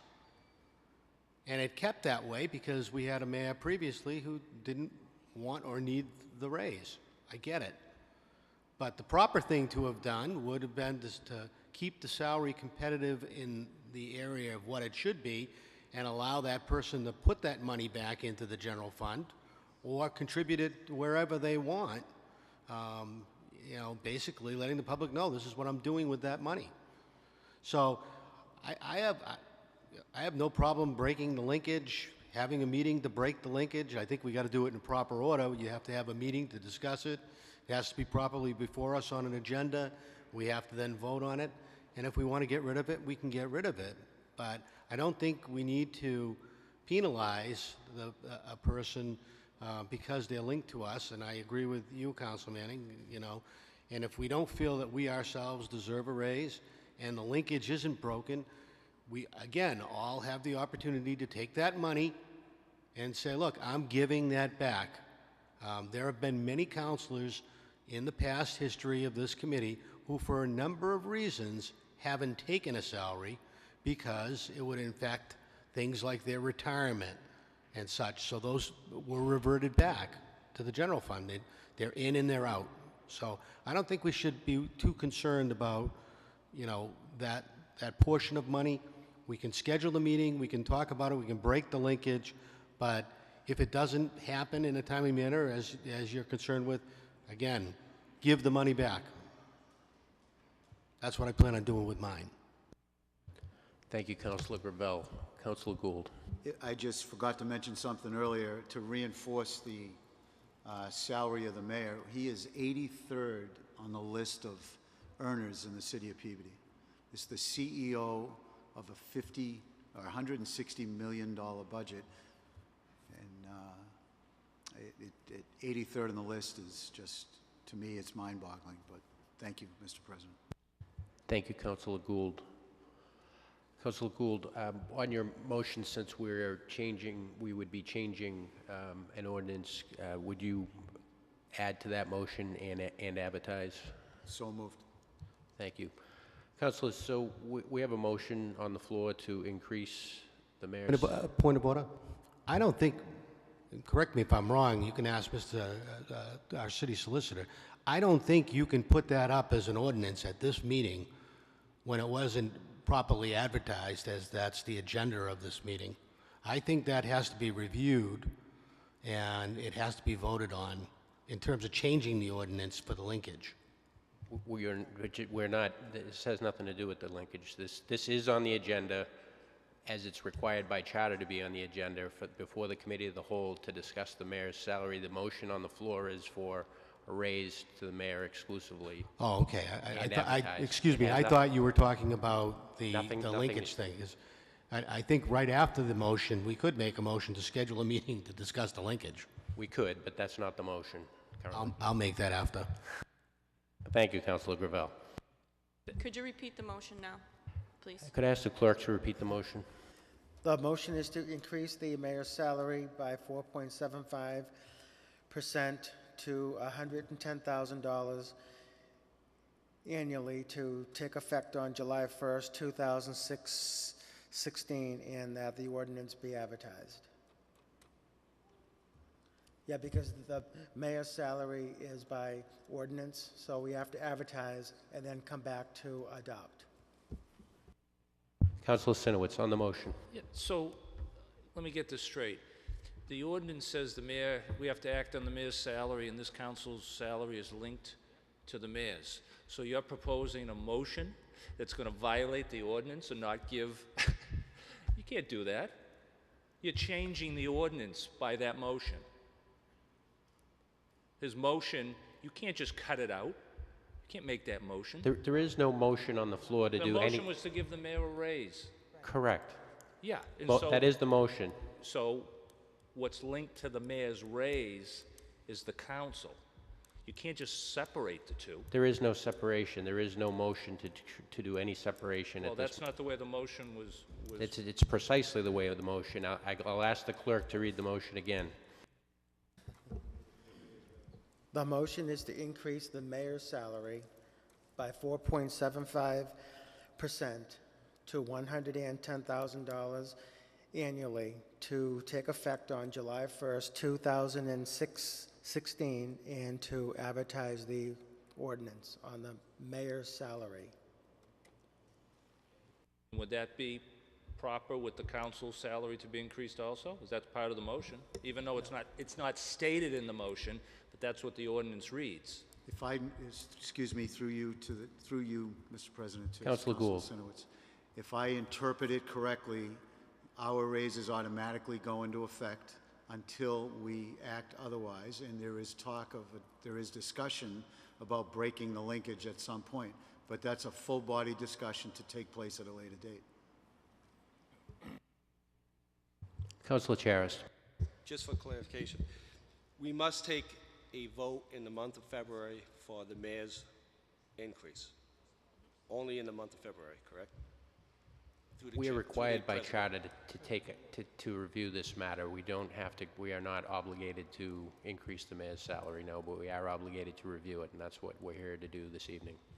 Is it, through the chair, is it only in the month of February?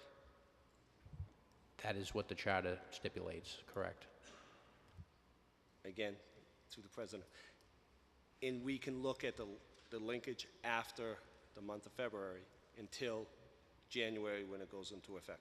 We can look at any ordinance at any time, as long as Councilor Gravel points out, it's properly before us, which that element is not properly before us this evening. Thank you. Thank you, Councilor Charis. Any other councilors?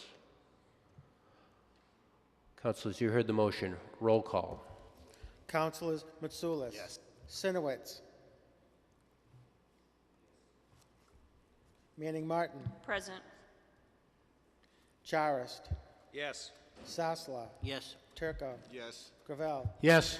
Garabedian. Yes. Gould. Yes. McGinn. Yes. Motion carries 9-0, one absent, one voting present. Thank you, councilors. I'll entertain a motion to adjourn the committee of the whole. So moved. You heard the motion. All in favor? Any opposed? It's a vote. We're adjourned. Oh, I apologize. Councilor Gravel, did you want to make an additional motion? I'll do it on the motions, orders, and resolutions. Thank you, Councilor. I apologize for missing that.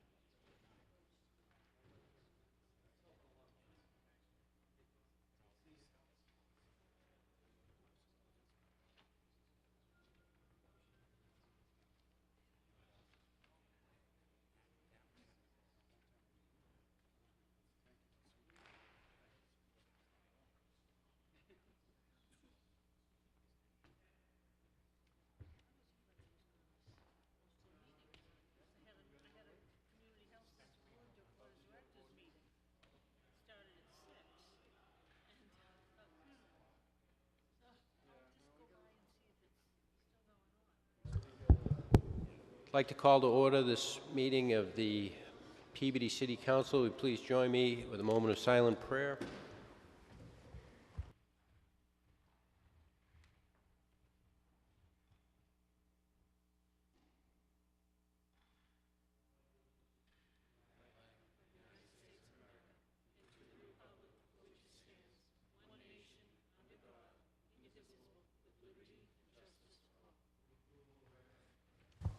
Councilors, you heard the motion. All in favor? Any opposed? It's a vote. Councilors, we're going to go to communications from the mayor, and on your desks you have a late receipt from the mayor, and His Honor the Mayor would like to address us. Before you begin, Mr. Mayor, the open meeting law statement. This meeting is being televised live on Cable Channel 9 and being taped by Peabody Access TV, and also is being recorded by our City Council stenographer. Feel free to proceed, Mr. Mayor.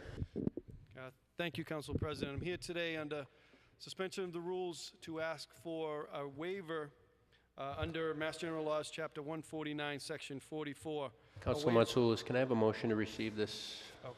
Yeah, motion to receive, Mr. Chairman. You heard the motion. All in favor? Any opposed? A vote.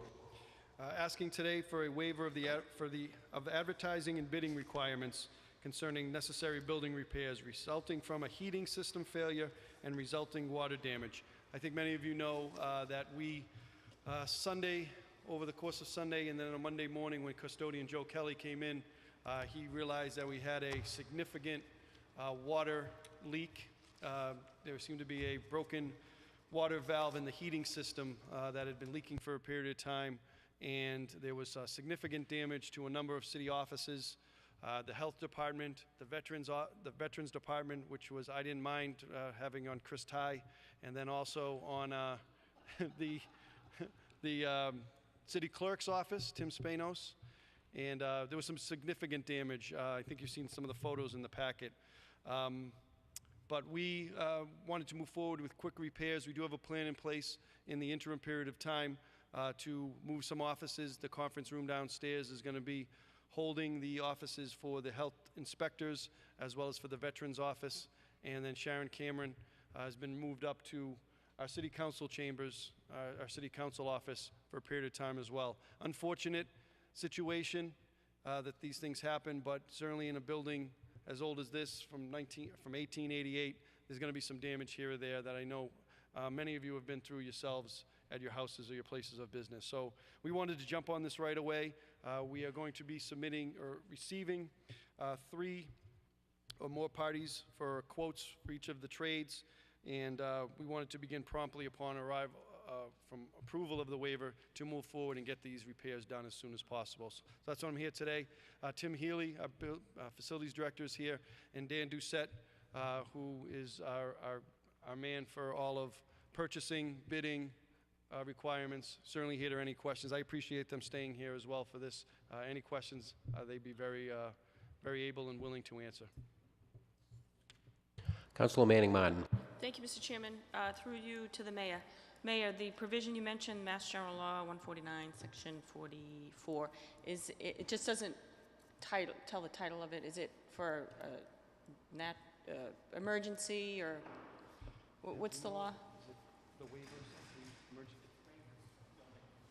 emergency. It's waivers for building construction, and there is some. I thought there was some language for emergencies type like these. For emergency, It's yes. for emergency. That's Yes. okay. Thank you very much. Yep. Any other councilors? If no other councilors, Mr. Mayor, is there specific language in a motion that you need to proceed on this? Thank you, Mr. President. Let me just check that.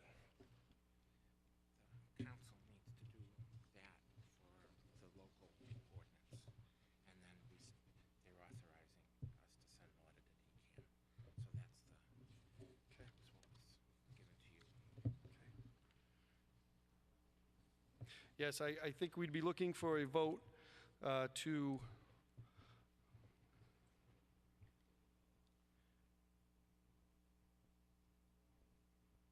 It is the opinion of the City Council of the City of Peabody that an extreme emergency exists which affects the health and safety of city employees and those having business with the city caused by a heating system failure and water damage at Peabody City Hall, such that normal public bidding procedures ought be dispensed with, so repairs to this building may be expedited.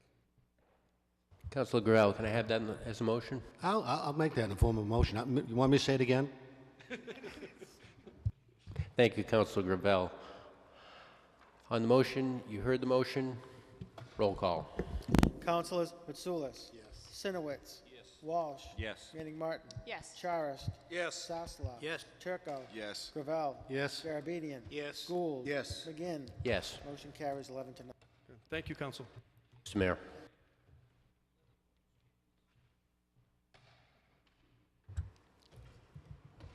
Reports of committees. Councilor Gould. Thank you, Mr. President. Tonight we met as a committee, the Industrial Community Development. Present was Councilor Sasslaw, Councilor Walsh, Councilor Turco sitting in for Councilor Manning Martin, and Councilor McGinn sitting in for Councilor Sinowitz. We had just one item on the agenda, and a motion was made by Councilor McGinn to support the recommendation of the Community Development Group. This will trigger a change in our ordinance that will come before us for a formal vote at a future date. It all has to do with the MassWorks traffic pattern change that's going to go on downtown. So that's all I have, Mr. President. Councilor Gould, there was also a, if I recall from the committee, a communication whereby an additional matter was going to remain in committee to make sure that any changes to that, any changes to the traffic pattern agreement. What is the formal name of that agreement? To make sure that the traffic control agreement is fully consistent with Chapter 19 of our ordinances. So will that portion of the activity will remain in committee? Thank you, Mr. President. Sorry about that. Yes, it will. Thank you. So you heard the motion from Councilor Gould in the report from Industrial and Community Development to support the changes to the traffic control agreement. Roll call.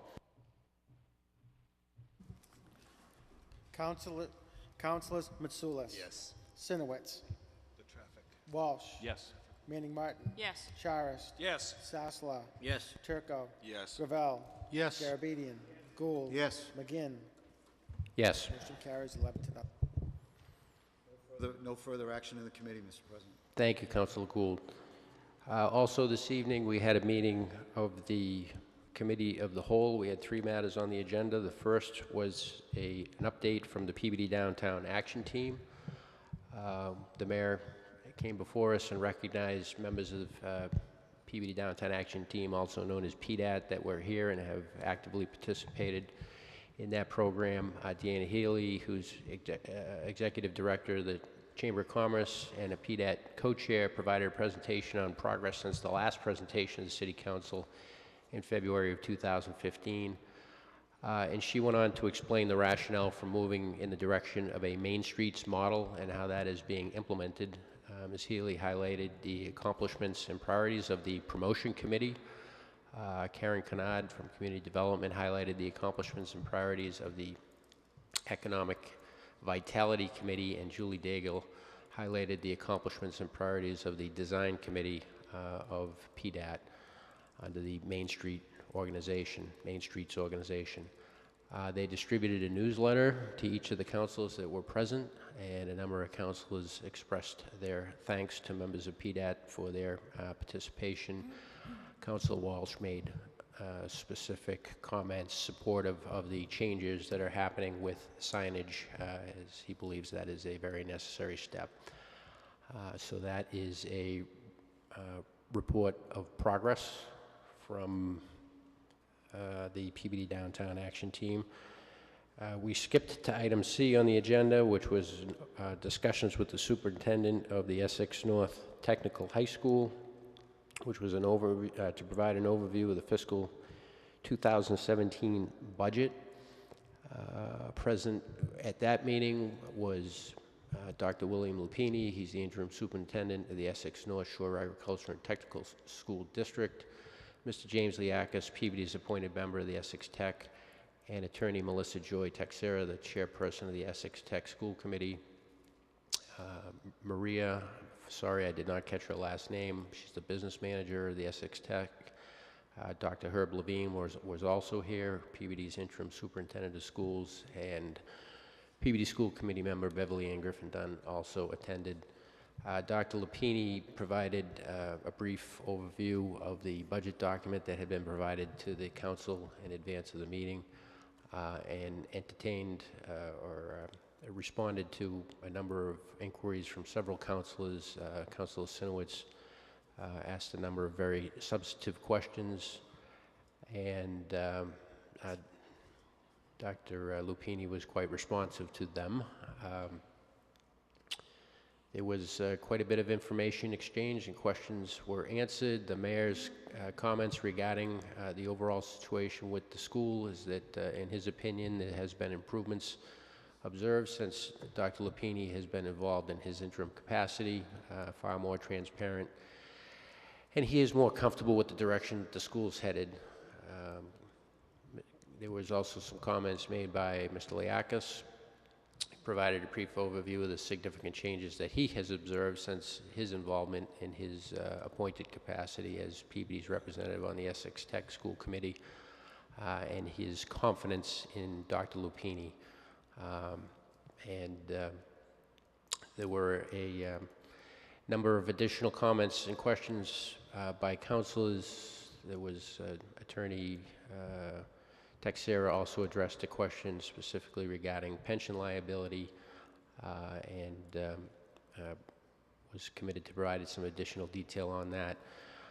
There was a motion offered by Councilor Gravel as an outcome of this update, and that motion was that our Peabody's representative on the school board, Mr. Liakis, meet with the Finance Committee on a quarterly basis. And that was the only motion that came out of that update. Councilors, you heard the motion on the request for a periodic update. Mr. Liakis, very receptive to that. You heard the motion. All in favor? Any opposed? It's a vote. The third item on the agenda for the Committee of the Whole was a review of the salary of the mayor, which is section 2.13, 2.13.1 of the charter of the city of Peabody. There was a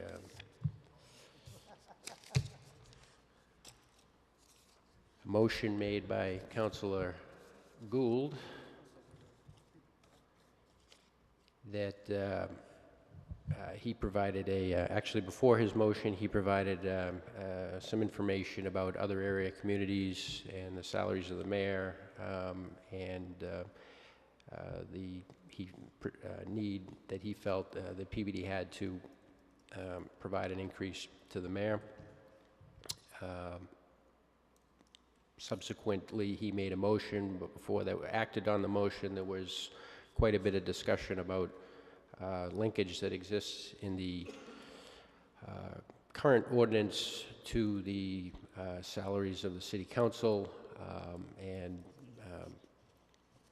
I believe that although there was no motion made on that during the Committee of the Whole meeting, I believe Councilor Gravel is prepared to make a motion later on this evening on that matter when we get to the motions, orders, and resolutions portion of the agenda. So the motion was to increase the mayor's salary by 4.75% to $110,000 annually to take effect July 1st, 2016, and to advertise this change in the ordinance. Councilors, you heard the motion. Roll call. Councilors Can we Mitsoulas. have discussion on the motion? Councilor Manning Martin. Thank you. Just to reiterate what my comments were at subcommittee, I just want to say that I believe that the mayor is doing a very good job. He's working very hard. He puts in long hours, and he is deserving of a raise. And I find that the salary that is allocated for the mayor's position in and of itself is, it needs to be more competitive at this day and age. So I believe that the intent of the motion, I support it. However, since there is the linkage to our council salaries, I will not be voting for a raise for myself. So due to that linkage, I will be voting present, but I don't want that to reflect on my thoughts and support of the work that the mayor and the hours that he's been putting in and the work that he's been doing.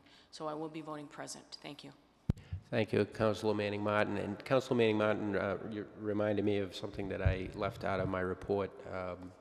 Councilor Walsh had recused himself from that and stated his reasons for doing so at the committee meeting, and therefore he is also consistent with that action, is recusing himself from the full action by the council here, which is why he is not seated with us at this moment. Anything else on the motion? Roll call. Councilors Mitsoulas. Sinowitz. Manning Martin. Present. Charist. Yes. Sasslaw. Yes. Turco. Yes. Gravel. Yes. Garabedian. Yes. Gould. Yes. McGinn. Yes. Motion carries 9-0, 1 absent, 1 voting present. And we also had one other activity during the Committee of the Whole where the mayor presented a plaque to Frank Lee for his 20 years of service to the Conservation Commission. So we would also, as a full committee, like to again thank Mr. Lee for his service in various capacities to the city of Peabody.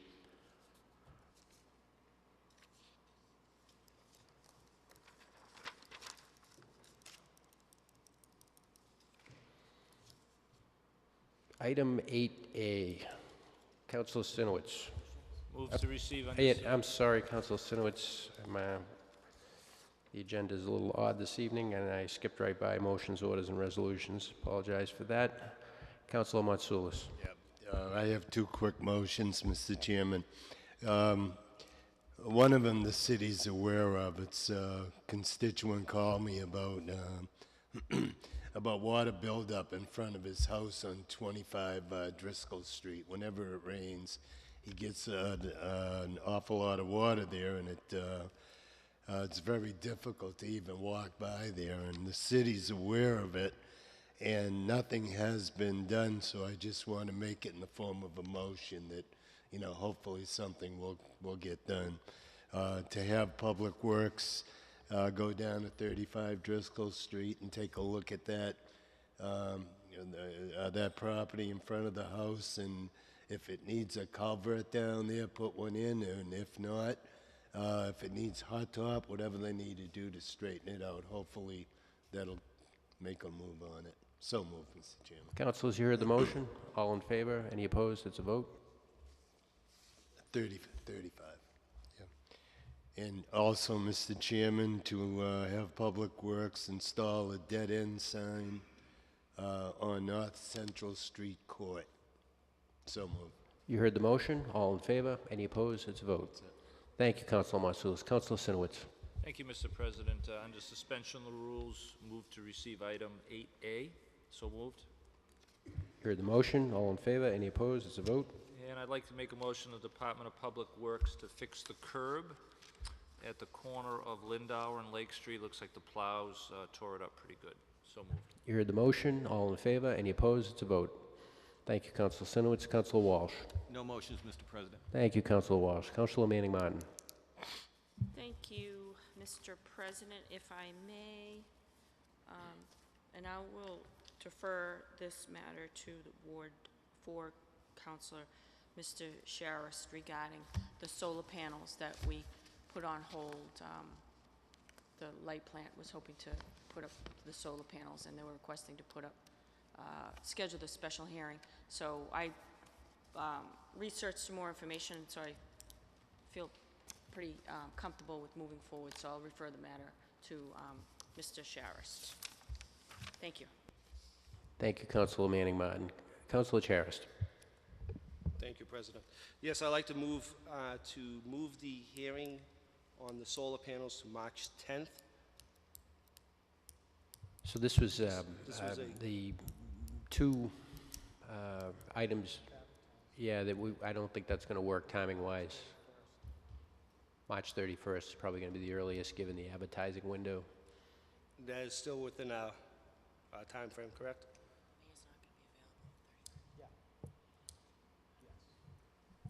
Can we check to see if the mayor will be available?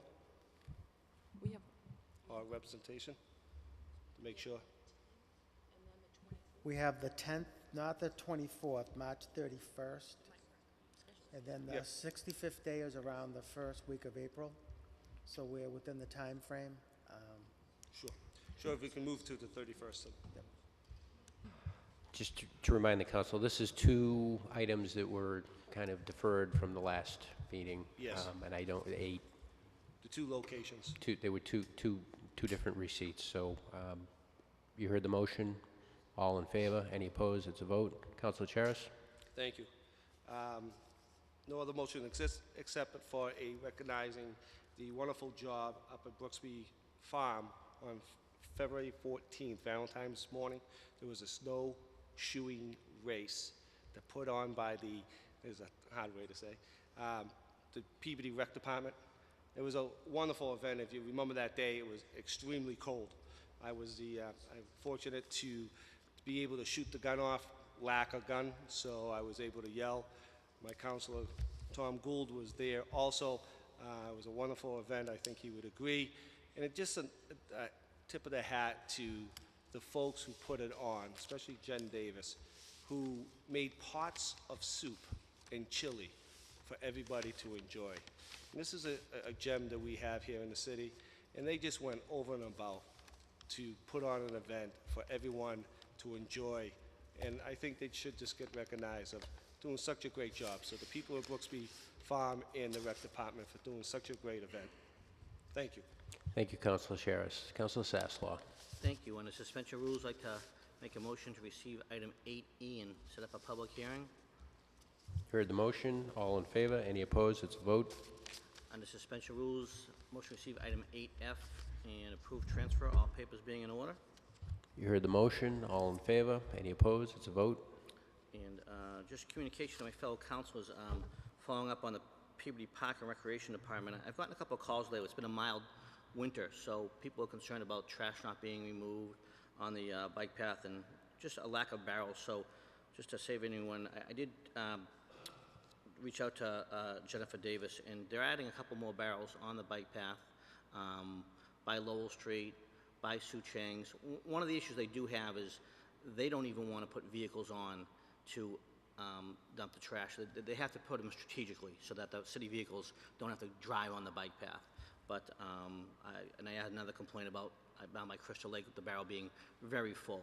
So we've working on that, and she's aware of that, and just wanted to let my fellow councilors know.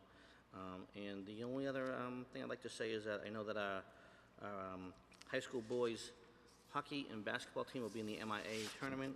Those pairings come out on Friday, and I'd like to wish them good luck and ask people to go out and support their teams. Thank you. Thank you, Councilor Sasslaw. Councilor Turco?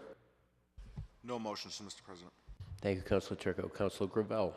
One motion, I'd like to refer to the subcommittee, the legal subcommittee, the issue of the linkage on council pay to the mayor's pay. So moved. Councilors, you heard the motion. All in favor? Any opposed? It's a vote. Thank you, Councilor Gravel. Councilor Garabedian?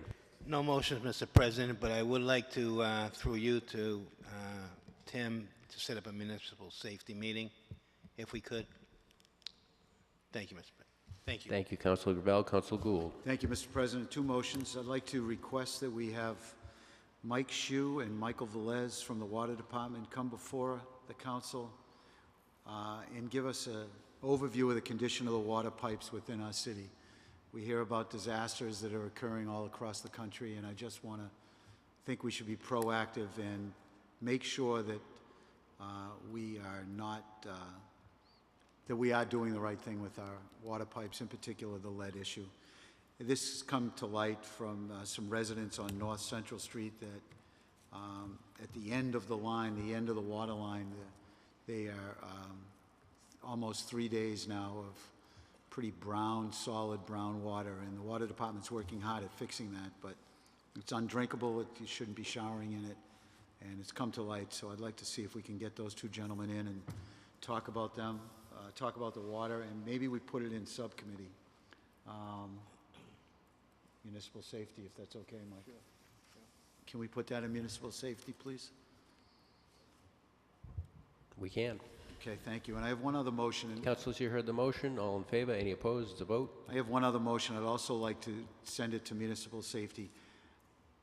I never thought that when I got elected to this job, there would be as many sidewalk issues. I just never imagined it. Sidewalks, trees, and plowing. Thank God the plowing doesn't take shape this winter, but I don't know if this might work, but I'd like to see if we can discuss it in municipal safety where this summer we attack Ward 1 and we do every sidewalk in Ward 1 or Ward 6 and go backwards, Ward 6, yeah. And next summer we do Ward 2. Other than emergencies, we do all of the sidewalks that need repair in Ward 2. We do all of Ward 3 the following summer and so on and so forth. Then repeat it every 6 years. So it may have been talked about before, but it might be something we can come up with again. So I'd like to send that to municipal safety to discuss sidewalk repairs on a scheduled basis. So moved. Thank you, Councilor Gould. I'm wondering if maybe both of those might be better served in public services. Great. Is that Councilor Manning? Martin? Yes, it is. Take that on, please. Why, thank you. We can just kind of combine that with the project of the street, There you go. along the same lines There as you getting go. a format down for Correct. how Because the infamous list, the Councilor street, Manning. right, Martin, the street list, right. the list, and the sidewalk list. Yes. Oh, we you're can- on the list. Well, we'll look at that list, Okay. yes. We'll do it all, we'll roll it all up into one. Thank you, No Councilor problem, Manning. sure. Martin. Appreciate it. So, and that'll cover the water pipe issue as well, correct? Yes, please. Sorry, Mike. So I don't need the business, but Thank- can I just thank ask you, one Councilor question? Gould. Councilor Through the chair? Garabedian. At the last meeting, I think we talked about priorities of where our motions are over the last, let's say, 6 months or so. Through you to Tim, is there anything that you know of that they've tried to do for us to get that straightened out? As far as Public Services Department, haven't really addressed that yet, Council. I've been, We did have one before, though, and that's all I'm trying to get, is to get the one we used to have before that was sent to us in our packets. So if we get that done, then at least we have an idea where our motions are in the process. once things calm down in the next couple of weeks, I'll send a list over to DPS and see if they can give us a status report. Thank you. All set, Councilor Gould. I am, Mr. President. Thank you. Thank you, Councilor Gould. Councilor Garabedian, can I get a motion to receive item 8B from Public Services? Move to receive. You heard the motion. All in favor? Any opposed? It's a vote. Councilor Matsoulis, item 8C. Yeah, motion to receive and set up a public hearing. You heard the motion. All in favor? Any opposed? It's a vote. Could I have this is a Ward 2 issue. Could I have a motion to receive and set up a public hearing, please? So moved. Thank you, Councilor Garabedian. All in favor? Any opposed? It's a vote. Item 8H, can I have a motion to receive? Thank you, Councilor Walsh. All in favor? Any opposed? It's a vote. Item 9A. Councilor Gravel. Councilor Turco. Threw me off my game. I was all ready. With a slight change before I file a motion to approve this, the petitioner asked me if I could change the hours of times for music to be played from 4 p.m. to 8 p.m. That being said, motion to approve the block party, subject to all papers being in order for 4, 5, 7, and 8 West Diane Road on July 4th, 2016. Councilors, you heard the motion. All in favor? Any opposed? It's a vote. Item 9B, Councilor Gravel. Taxi limousine driver's license, Chris Rogers, license number 90. Move to approve, subject to all papers being in order. You heard the motion. All in favor? Any opposed? It's a vote. Item 9C, Councilor Gravel. Class 3 motor vehicle license renewal for 2016, Aces Auto Salvage, 0 Corwin Street. Move approval, subject to all papers being in order. Motion. All in favor? Any opposed? It's a vote. 9D. Junk dealer's license, new, used book Superstore Series LLC at 150 Newberry Street. Set up a hearing, please. You heard the motion. All in favor? Any opposed? It's a vote. Item 9E. And it's a Class 3 motor vehicle license transfer, Friends Auto Shop Services LLC on 23 Upton Street. Set up a hearing. You heard the motion. All in favor? Any opposed? It's a vote. I'll entertain a motion to adjourn. Adjourn. We are adjourned.